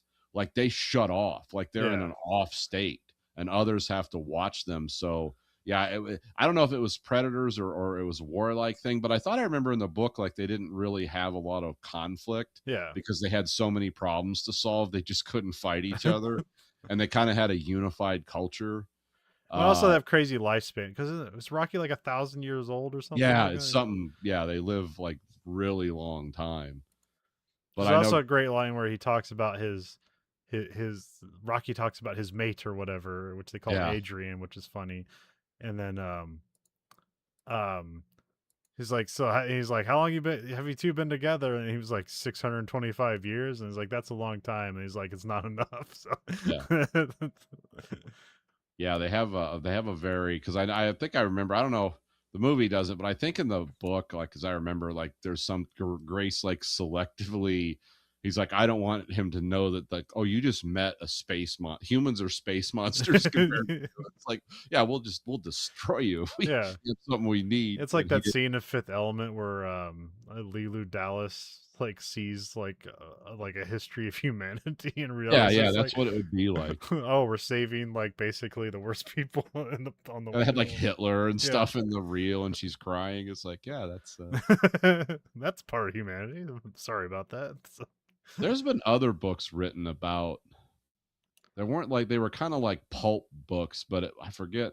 But it was like the most violent creatures in the galaxy are apes or cats. Like anything that evolved from great apes or big cats into humans, like those were the worst things in the universe. And all the other aliens would either try to hire humans or the big cat people to fight each other to fight their economic wars essentially Yeah. for the alien and then the cats and the humans like we got a lot more because I think we were also the only two mammals like everything else was like a floating crystal or something and then the cats and the humans are like yeah we don't have a lot in common but we are mammals and these crystal things are screwing us over and then it like it looks like oh they liberate themselves from the evil aliens that are manipulating them and then it just turn they turn both sides just turn into monsters and I think the universe eventually just it's like a human cat empire that's like the worst thing that ever happened and at the end the aliens that are left is like well this is what we were trying to prevent actually this is why we always had you fighting each other because if you teamed up you were going to destroy the galaxy so it was stuff written in the 50s and 60s. It Oh, wasn't okay. good, but it was interesting, and I can't even remember what it was called. But yeah, that's stuff you read Dune. when it's free. Doon. Yeah, no, it was called like the man because I forget the cats were called like the KLZIN or something Okay. like that, and it was a whole series of books. What are they in Wing Commander that kill Rothy? Yeah, Wing Commander. I always thought I thought that was connected to that at first, but it's Okay. not. But I was like, yeah, that's exactly what it was. It was like just cat creatures that Yeah. walked on four legs. And but yeah, but there were different humans that were evolved from apes on whole different planets from ours. But those were the worst. The mammal-based lives were those are the most violent kind. They always set to killing because all like the crystal aliens and like the floating aliens and the amoeba aliens like they just didn't do physical violence because they weren't suited for it but yeah anything that lived they said anything that lived on they called them pressure planets like all the planets with like lots of gravity and oxygen like only bad things come from there. I remember like I read because I think at some point we did Planet of the Apes, and I read the book, and like that's kind of has a wild like ending to that because like it starts out like they find a bottle in space and are reading it, which then it's revealed later on the people that find the bottle are actually apes. But then at some point, like they escape the Planet of the Apes, and then everywhere they go, there's just other planets of the apes. Like they just expanded without reason or space travel. This is how it all ends. Everything becomes apes. Yeah, that seems to be so yeah that's what this was kind of like too because no matter where you found humans in this universe they all looked like us Yeah. So it's like, oh, you just evolve, because there was something else. It's like, well, you evolve to this point, and then you kill off any competing creatures. Yeah. So like on every planet, the cats and the humans evolved at the same rate, and either the cats killed the people off or the people killed the cats off, and that was like the history of the galaxy. So that's why humans had been the same for like millions of years. We just didn't have the science to understand it. And once they became blue-eyed Germans, then they turned to evil. We get a flashback that shows off the crew for the mission and their backups, so in case somebody dies and they can send somebody else. They show off the propulsion system that's powered by astrophage, and then they show like the power of it by having it melt a metric ton of metal, which with like a comically small amount of astrophage, just to show you how powerful it is. I forget. There's a thing in the opening where he's teaching the class and he's like speaking in a microphone and it's vibrating on this like drum thing, or the speaker is vibrating with sand, and you can kind of see the waves, and that's sort of how like when they show the engine accelerating, that's kind of how it looks like, and it's a very cool looking engine where it's like these like millions of tiny squares that vibrate as it moves. Which I don't know exactly how it works, but it looks cool as hell. So yeah. Well, whatever it is, it produces a massive amount of heat. Yeah. The waste heat coming off that engine is like death. Which makes sense because it's a high energy device. So yeah, that energy goes somewhere. Yeah, and the astrophage are a perfect like fuel cell. it takes in a lot of energy and then you expel it. So. Well, it's also like because it's like some kind of single celled, or it's almost 100% efficient too. Yes. Like that's impossible, but if you had something like that existed, it would do that. But yeah, I mean, it's like the one could like, I mean, like, I guess there's a lot of like scientific sci-fi conceits for this movie, but they all kind of make sense. It's like, okay, if we have current day technology, but then this like magical being that's also killing us, but then we can use it as a fuel source, so then it works. It's a fun thing to play around with. So,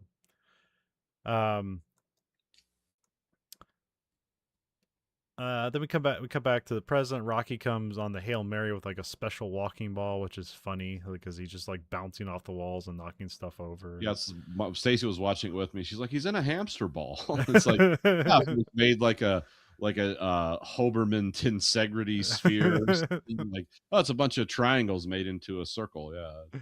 I don't know how to describe how Rocky talks, but it's kind of like stilted English in a way that creates humor by like the lack of like detail, I guess, to it.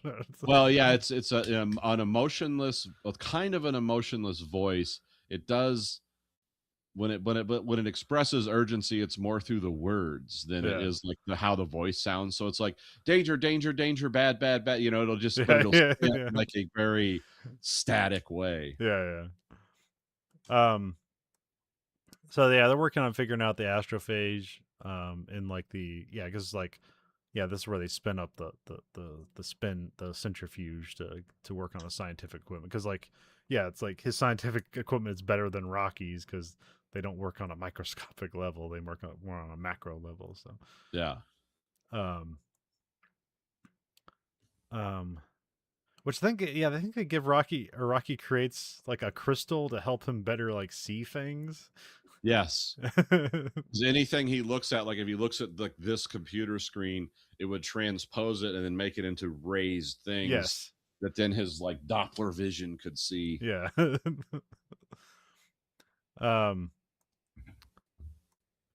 Then we get a flashback where Grace like convinces Strat to do karaoke for like teamwork, or he's like talking about like giving people hope, which I forget the song that Strat sings, but it's like it's funny and also like, oh, that's sad. Well, especially because she's like really you can hear the words. Let me see which song this was.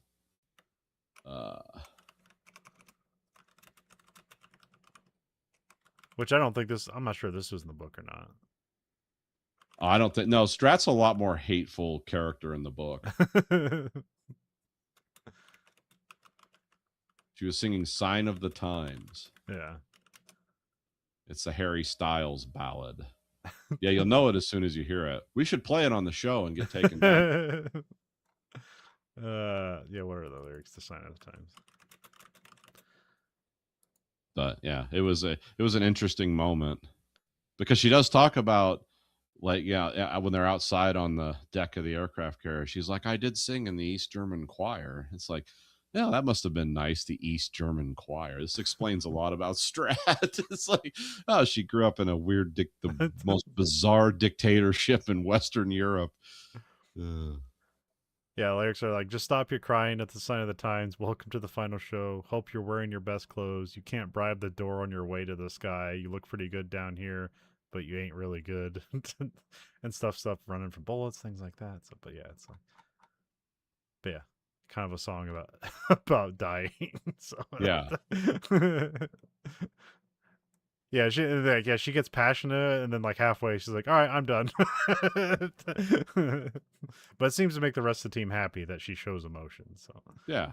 because like her whole thing is to like not have emotions, because that's what's holding everybody back. So that's why she needs to make, quick rational decisions, despite human violations, human rights violations.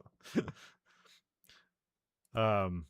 That's funny because every German I've ever dealt with, and there's a lot of German engineers at work, they're actually quite passionate about being right. Yeah, They'll come out, and not in a shitty way. They'll just prove to you, like, no, this is wrong. And then they'll, and it's like, he's right. This is wrong. We can't, please, what are you saying? I just said what you said. Cool. This is wrong. Why are you saying this? It's like, no, now you're saying this? Well, I think it's funny is like you see a lot of Germans in media, and a lot of times it's Nazis, so it's just like mean people speaking German. And then Yeah. you like go to like a German speaking class and learn how to speak German, and like everything is like practically a Disney movie. Like Yeah. everyone's happy and like, let's go to the bibliothek. Like I said, I've mainly worked with engineers, and a lot of them were just fat, jolly guys. Some of them were fun. Some of them they were always serious about being right. Yeah. But when they did something wrong, like I was trying to show the one guy, like you can't walk into the field when the rails are up. The cars have to come through. It's like, do I press this button? It's like, no, that's the emergency stop. It's like, well, how do I get through? It's like we got to wait for the rails to go down and the car to pass and then go through. Oh, this can't be. And it's like, watch me, come here. And so I just waited and I walked out in the middle and I said, look, it won't come up until I walk out of this field. And so then he walked out there with me and then we walked off and then it came up and he patted me on the back. He's like, this is so stupid. Like, yeah, I didn't design it. Because he didn't he thought you press the button to walk through. It's like, no, you walk through on its time. It doesn't wait for you. I said, when this thing moves, that's when money's being made. See?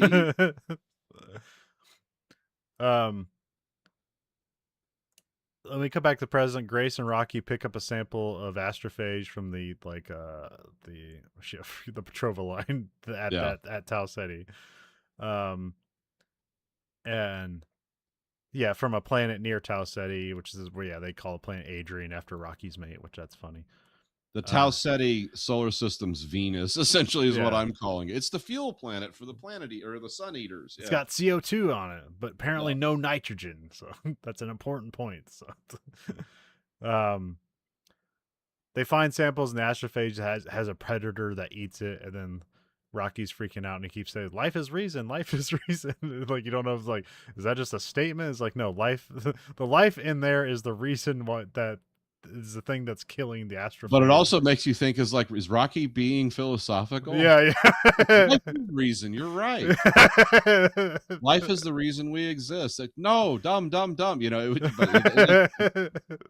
funny. It's almost like, oh, he's waxing poetic now. So now they need to they need to catch some of this predator.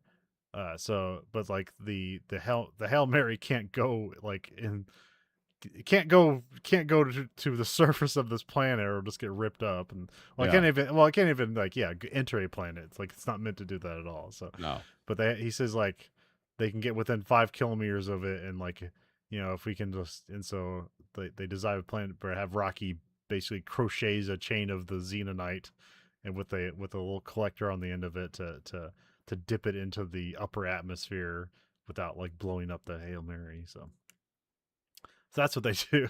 And uh, also in the it's in the movie, it Grace is a bad pilot because he was never meant to be yes, the pilot. It would kind of be like almost if anyone was trying to fly that, because he yeah. got no training. He just got drugged out and thrown on the ship. And the other two people were supposed to do all that, but then they died.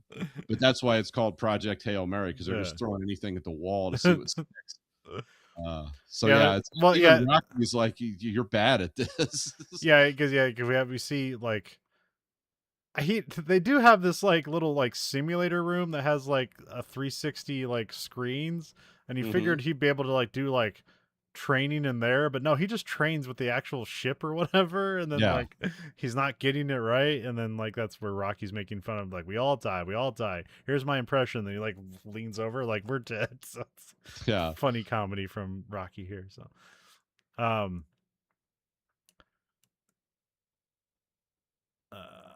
yeah, this is where Rocky learns that Grace doesn't have enough astrophage to go home, and this worries Rocky. And then, and then, Grace tries to explain that he's okay with it, and he's like, "What's that mean?" Or no, what does he say?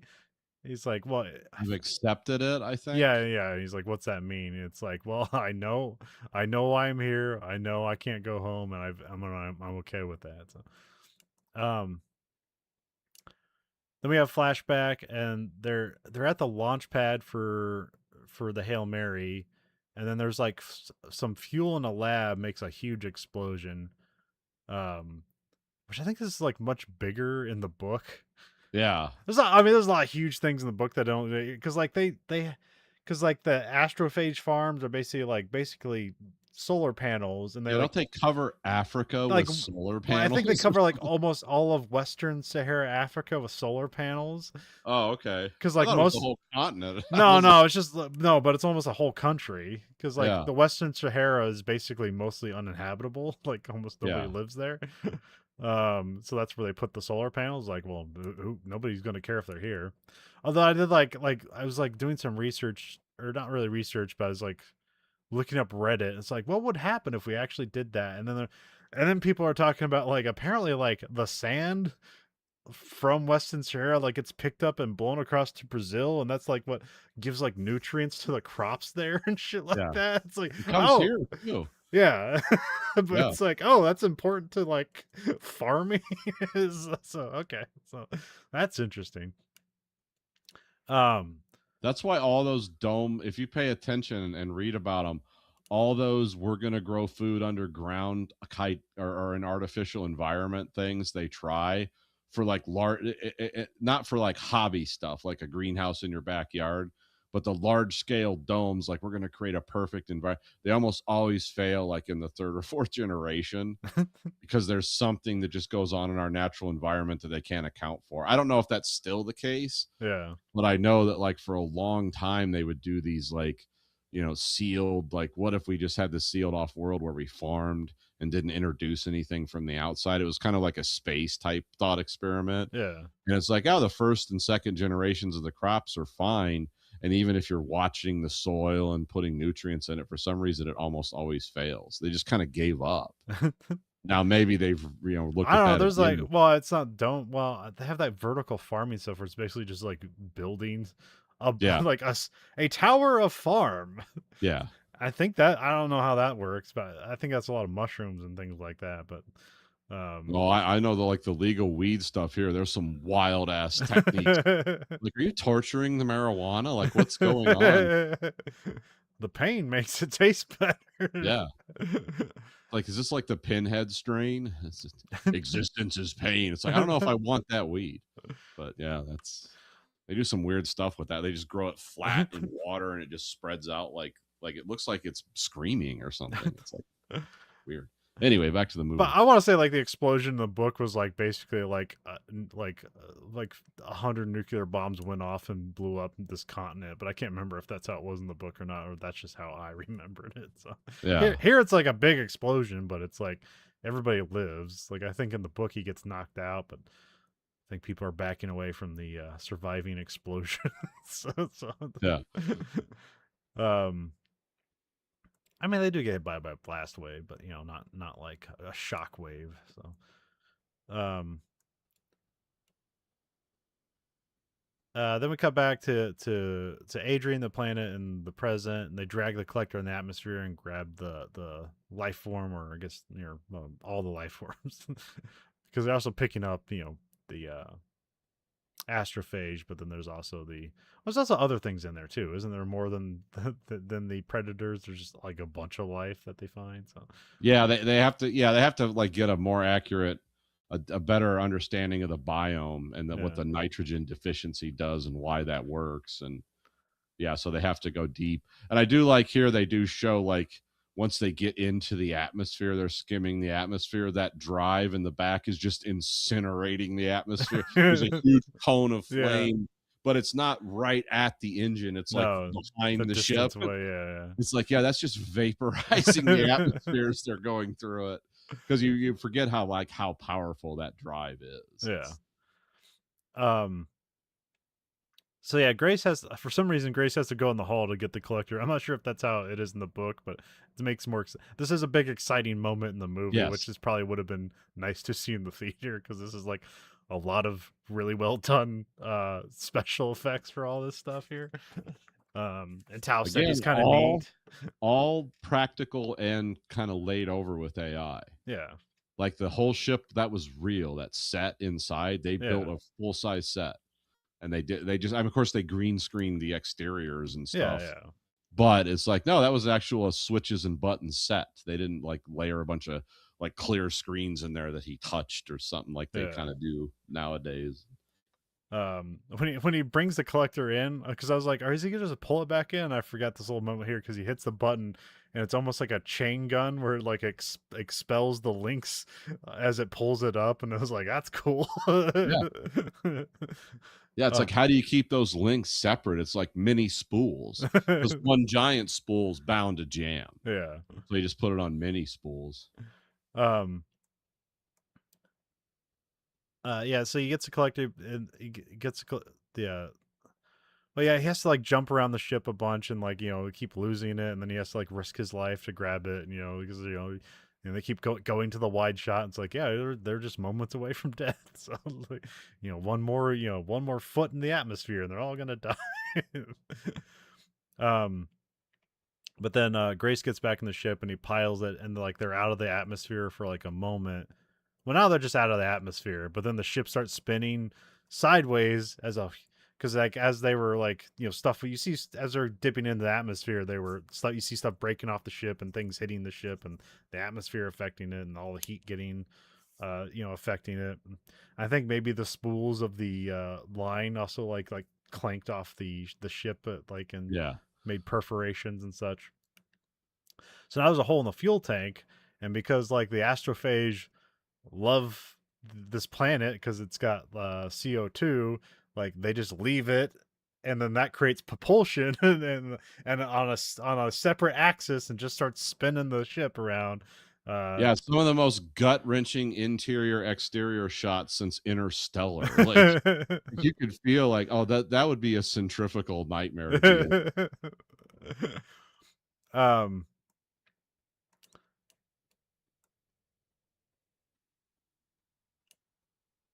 So yeah, Grace is trying to fight the spin, and he's trying to eject the bad sections of the fuel tanks, which he gets those ejected, but then they're still spinning. So now he's trying to activate the centrifuge, because then that would like, put them in the right direction to spin, so they're not like in the center of it; they're on the outside, because then it could be gravity. But then he passes out trying to activate the centrifuge, and then Rocky leaves his protective bubble, because like when he's in human atmosphere, that just burns him up. I forget the science behind it, but it's explained. I think it's more explained in the book, or no, he says like I'd burn up in his atmosphere and he'd burn up in mine, because of just like the physics of it or whatever. So it basically burns off like a welding rod if it hit pure oxygen. Yeah. That's what oxygen does to whatever chemistry he has operating him. Yeah. He just starts burning. Like I said, it just like burning like a welding rod. Yeah. It's crazy. It's a weird like frisson effect almost. It's not like he bursts into flames, but it's just like you're grinding metal or something. Yeah, but he's leaving like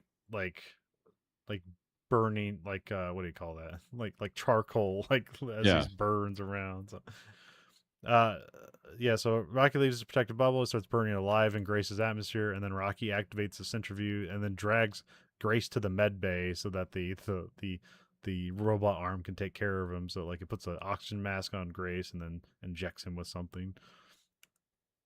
So then we got to a flashback, and we find out that the astronaut science team, like all the backups and their science guy, was killed in the explosion.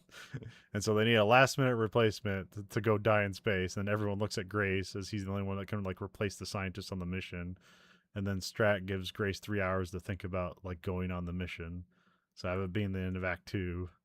So we got Act 3. Grace wakes up from Rocky putting him in the med bay.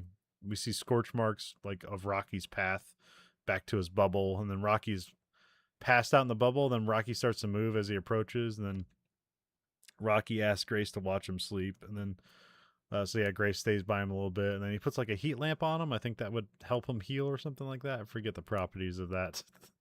Yeah. Grace works on gathering the samples of the predators that kill the astrophage, and he calls the predators the Taumoeba. So, but he also finds that the Taumoeba die in nitrogen, which is present in Venus, so that's going to be a problem. So then he just, this like happens in like a minute. It's like, yep, I breeded nitrogen-resistant Taumoeba. Hooray! It's like it just happens like in a minute. So, Rocky wakes up, and so they celebrate, which they go to is the little like video bubble thing, and then like watch fireworks. And then this is where we see Grace goes on Rocky's ship, which is like in a special crystal suit. That's kind of funny because it's very like Yeah, like I said, if you wore a geodesic dome as a suit. Well, it's funny, he played Ken in the Barbie movie, but like he has to walk like Ken here because it's very just stilted, but he can walk around. So. But it's a spectacle. There are lots of lights, and like the Xenonite has like all these kind of like braille like features on it, but you have no understanding of what actually is going on inside that ship. So Yeah. so it's alien, so it's good. Then we flash back. Grace tells Strat he can't do the mission, and then Strat gives the stats on how billions of people die in 30 years, but probably more people die because she says that's if the nations work together to ration the food, and she's which they won't. And like, yep, that's true. So. Well, I think in the book she says something like, "Yeah, whichever country has the most nuclear weapons is going to have food." Or horrible like thing. Like we know where this is going. That's but then Strat just informs Grace that like they're going to drug him into a coma and force him on the mission against his will, which he tries to run away. And this is where you get the Carl is the last person he sees on Earth, and he goes, "You know who you are. You'll do great." Before they drug him and against his will and passes out. So yeah, so that's a betrayal, which I'm not sure if I'm not exactly sure if like the memory we're seeing in the flashbacks is like if that's supposed to be the memory catching up to him in real time. No, because in the book it says he was given an amnesia-inducing drug, so if he woke up first, he wouldn't sabotage the mission out of spite. Okay. Yeah, no, that was explained in the book. I don't know if it was explained here, but I do remember that. It's like, oh yeah, you never know what this guy might go nuts. Like,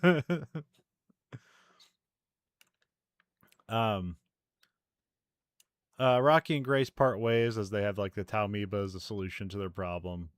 Rocky gives Grace enough fuel to get back to Earth, so that solves that problem for a moment. See, this is another good like Andy Weir. It's like, well, yeah, we've already created like three movies worth of problems here, and then we're gonna give you like a whole nother one. So, yeah. Yeah. So Grace is moving along, and see, this is where they mentioned that like his trip back now would only take 4 years, which doesn't make sense because they've already pointed out communication takes 11 years. So it's like I don't know how fast this ship can go. So,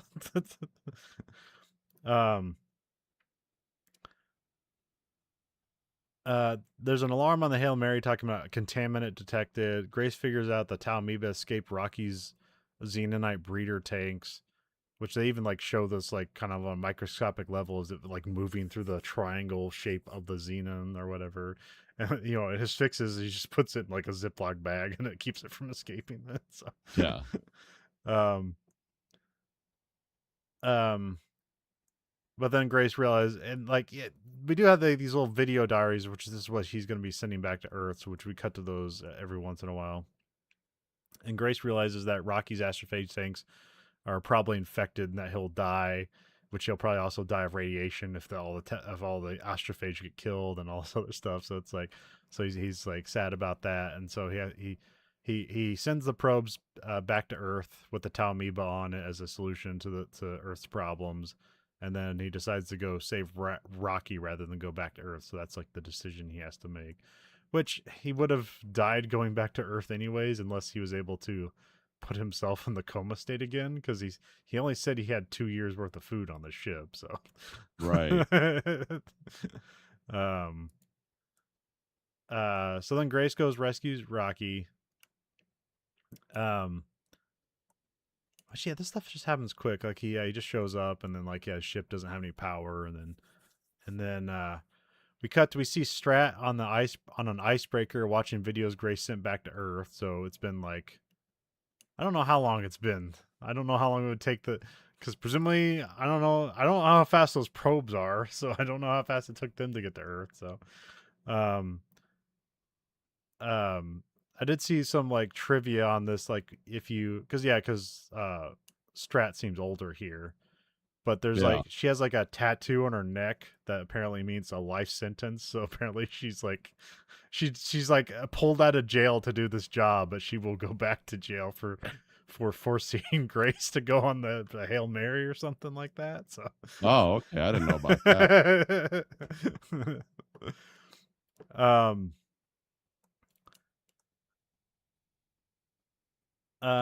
So yeah, Earth presumably survives, like as we see the Petrova line disappear here, because we see it like the infrared line and then it goes blank. So presumably Earth survives this. Then we cut to, we don't know. I don't know. Like this must be in the present. Like when we see Strat, that must be in the future. We cut to Grace. He wakes up in a house with the robot arm from the Hail Mary. It's like serving him food. Rocky knocks at the door. He's in a special suit, so it's not the ball anymore. It's more of like that a suit he can walk around in rather than a ball. So the Ridians had created like a biodome, like just a giant thing with like a shoreline with like a wave generator. Even it's like a neat thing to bring to life here. Yeah.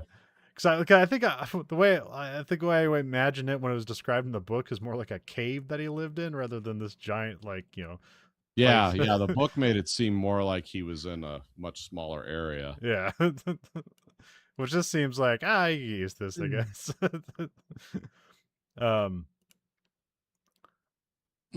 mean, I guess he did save an entire planet, so they would Yeah, he saved 2 civilizations. so spend all there's no cost too large. So 2 civilizations that just became type 1 civilizations.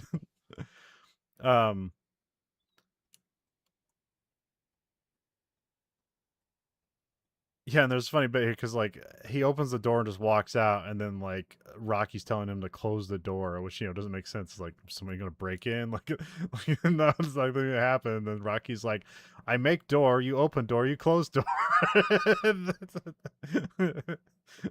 Oh yeah, because aren't they just like cave dwellers? Isn't that, or don't they live in like cave structures they make? I think so. Yeah. Yeah, because they don't really have concepts of privacy either. I Yeah. think Yeah. wasn't that discussed in the book?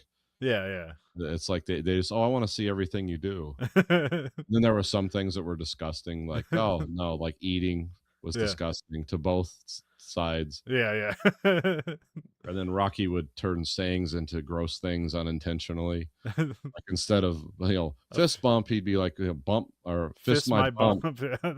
And Grace was like, no, no. And I always loved the little bit where he gives he's like explaining thumbs up, but the way like his anatomies work when he did thumbs up, it was always pointed down. And so Yeah. it was that nice like disconnect there. They just had like 3 fingers and they all opposed each other. Yeah, So yeah. there was really no thumb. Yeah, they also don't use a translation device. They just know each other's language now. So, Oh, okay. but they do like put subtitles on screen for everybody. So, um, there's talk about the Iridians being able to adapt and furnish the Hail Mary with enough fuel and supplies to get back to Earth. But like, didn't seem like Grace was like necessarily like eager to go back to Earth. So, Yeah.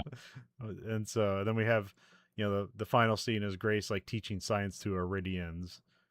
Which just seems more funner and hopeful in the movie and seems more like a death sentence in the book, where it's like, Well, because I remember in the book he says the gravity of Erdani is like wearing him down yeah, faster, yeah, and also all he's eating is cloned meat of himself because that feed him because they didn't have any practical.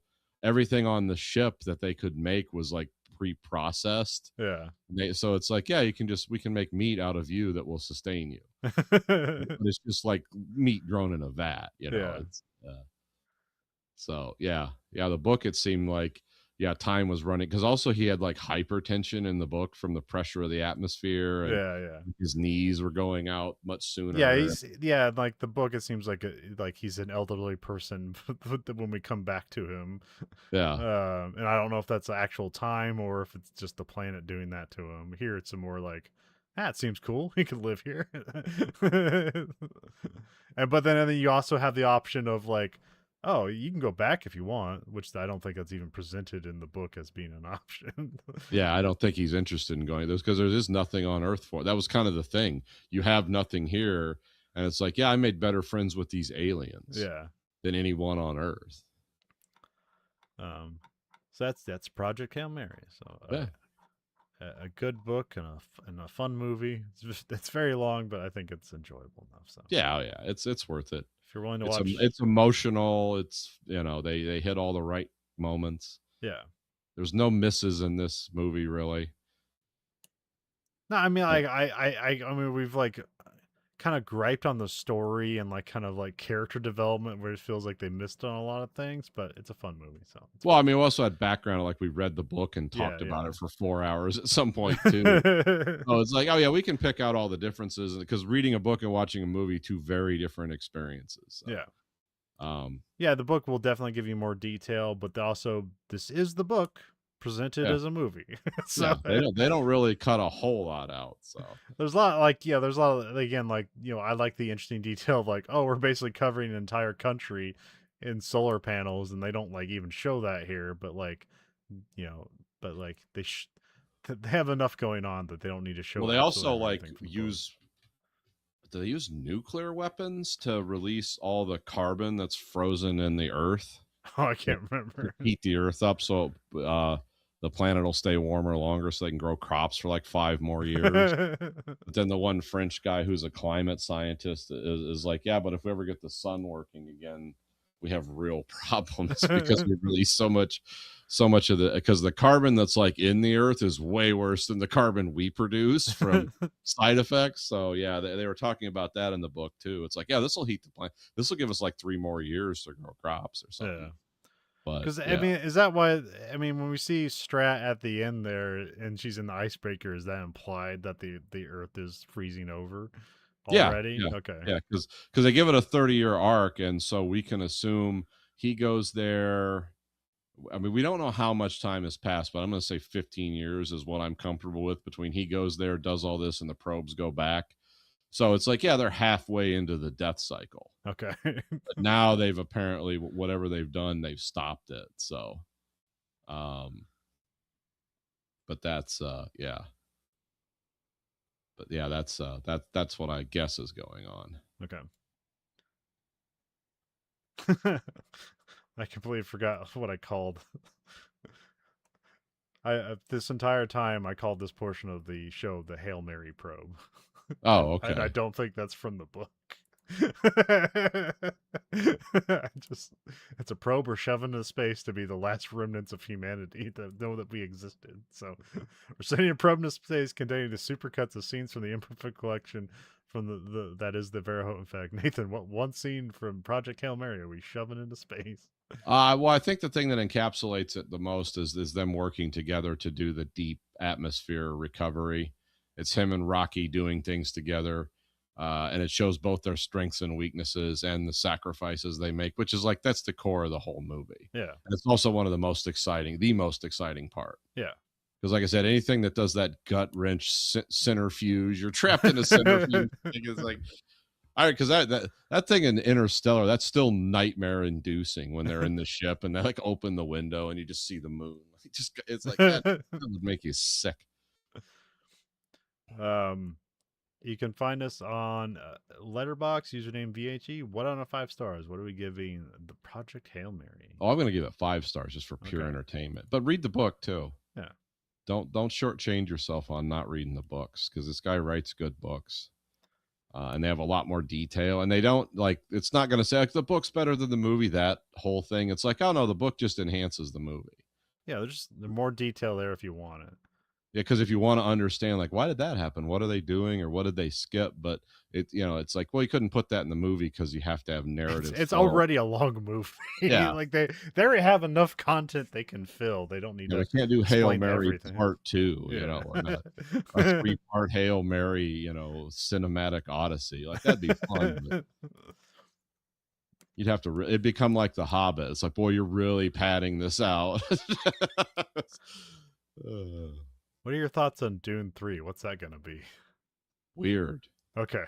Yeah, that's going to introduce the hero you love will become the villain you hate. Okay. Because I hear that about like that's how the books go, but like nobody's ever gotten there film wise. It seems like they always stop at the first end of. They stop on the first book and they don't go any further. So the weirdness of that universe almost pauses visual storytelling. Now Villeneuve has found a way. He's made it, you know, energetic, vibrant, but some of the concepts are just going to be so strange in that movie. I don't know if they're going to skip over some of it. I don't think they can though. But it's going to be strange. I don't know. People are going to love it or they're going to hate it. Because like the first 2 movies were still built out of the first book, right? Yeah. And so, like, I have no idea what book they're going with on the 3rd movie. Is that a part of the 2nd book, or is that or is it parts of all of the books beyond Dune? I think they're just doing the next book. Okay, all right. Because Duncan, Idaho appears over and over and over again. Yeah, I knew that concept. I didn't know that was in the 2nd book. I thought that was like in a later book. Yeah. I know there's weird stuff where he starts like where Paul starts turning into like a sandworm or whatever. So. Yeah, this will mostly be Dune Messiah. Okay. Which is, I don't know in length. I think that was much shorter than the original Dune. Let me look, because I think the original Dune was like, I want to say that was like 400 pages, and Dune Messiah is almost like a novella. Right. But it's packed full of like craziness. You're going to finally meet the Talaxu. You're going to find out what a Gola is, and and like just the most bizarre atomic, because it's like, oh, they have nuclear weapons in this universe. And it's like, oh, they have nuclear weapons from hell in this universe. Because I don't know how much you want me to tell you. I don't want to ruin the movie for you, but well, I just saw the new trailer and I was like, it seems like everybody just does the first book and then they stop there, and it's like, oh, we're finally getting into the later Dune, and it's like, are people going to go along with this? Because it just doesn't seem like a hopeful ending that's going to happen here. I mean, you want to really grow some balls. It's like, yeah, film Chapter House, or God Emperor, where Paul is just a giant sandworm. Like, go ahead, film that. That's so strange. No, but Dune Messiah is like exciting though too. Yeah. Because they have a nuclear bomb in this called a stone burner that has horrible effects on people. Attacks one part of your body exclusively, and that's it. And it's like, oh, what a nightmare. And it's all like contrived because the Emperor and his daughter are still alive. And of course, they're developing exotic plots to kill Paul Atreides. Just crazy shit. It's like wild stuff. But yeah, and then, but like I said, I don't know what they plan to do with the movies, but I feel like this is the last. This is the last one they're gonna make. That's what it feels like. Maybe. I mean, if they keep making money, they'll find a way to do it. But the Okay. problem is that that universe. I mean, I love a lot of those books, and I definitely love Dune, and I like Dune Messiah, and Children of Dune is also interesting. But they literally start to decohere. Yeah. Like it just gets so weird. It's like it's because a lot of it's just like strange conversations about abstract comments about leadership and time and humanity and yeah, mixed with horror science, like the original body horror science. Like when you find out about the Talaxu, you're just like, oh, kill them all. They're just demons brought to life. Well, you can find our podcast wherever you listen to podcasts. I think we're a Spotify podcast as well. That's where we're housed, but you can find it anywhere. I think Yeah. Google still has podcasts. I can't remember. There's been a lot of things opening up and collapsing on podcasts, but like it still exists. Nobody owns podcasts, so you can just find it. So Yeah, there's a billion of them out there. you can rate our podcast, rate whatever you want. The only thing to listen to is our highest ratings. Remember, give us a boon, so lift up the little guy. Coming soon to a data center near you. When the AI starts learning from itself and you can no longer pretend to be smart anymore by asking it. That literally happened the other day. Like, we're working on this actuator and it was a new thing. It was like, wait, man, how's this fucking shit work? And it was like a lot of confusing things and people talking to us who didn't know how it worked. And then that made me confused of like, do I know how it works? And then eventually, like, the guy was sitting there like asking, Chat GPT to like explain how this works. And I'm like, yeah, that's cool, but I can't take that as evidence to the university and be like, hey, look at this AI prompt. That's evidence. It's like, no, we need to know what this is and present it. I've never used ChatGPT, but I've never had to come up with technical answers for things either. So yeah, well, I can't use it for that. I've used it to organize things. Well, not ChatGPT. I used was it Copilot? okay. I've used it to organize things, but like I can't let it speak for me or just like, and this is like middle managers like, I don't know this answer. What does the AI say? And then they just forward that and they can look smart until you can do that until you finally somebody catches you. I had somebody I was sending an email to one of our technical people and they just did an AI response and it just said like, hey guy. And I'm like gonna start laughing. It's like, well, I'm thinking this is pretty much an AI response, and it didn't put my name. Or is this a South Park Canadian? Like, hey guy, what you doing? With their flappy heads. Yeah. What is going on here? It's all about this all boot. So, you can find us Twitter at Verhoeven Effect. I don't even use that anymore. Twitter is just a hellfire of porn bots and like scams. So Twitter, the place to go to feel bad. Or to argue with schizophrenics on the internet. You can find us at Blue Sky Social. That's more like what old Twitter was, so it's usable. So yeah, less chances of seeing someone being decapitated on that. Yeah, unless that's what you're looking for. And you can just find the people you follow and not have like random like.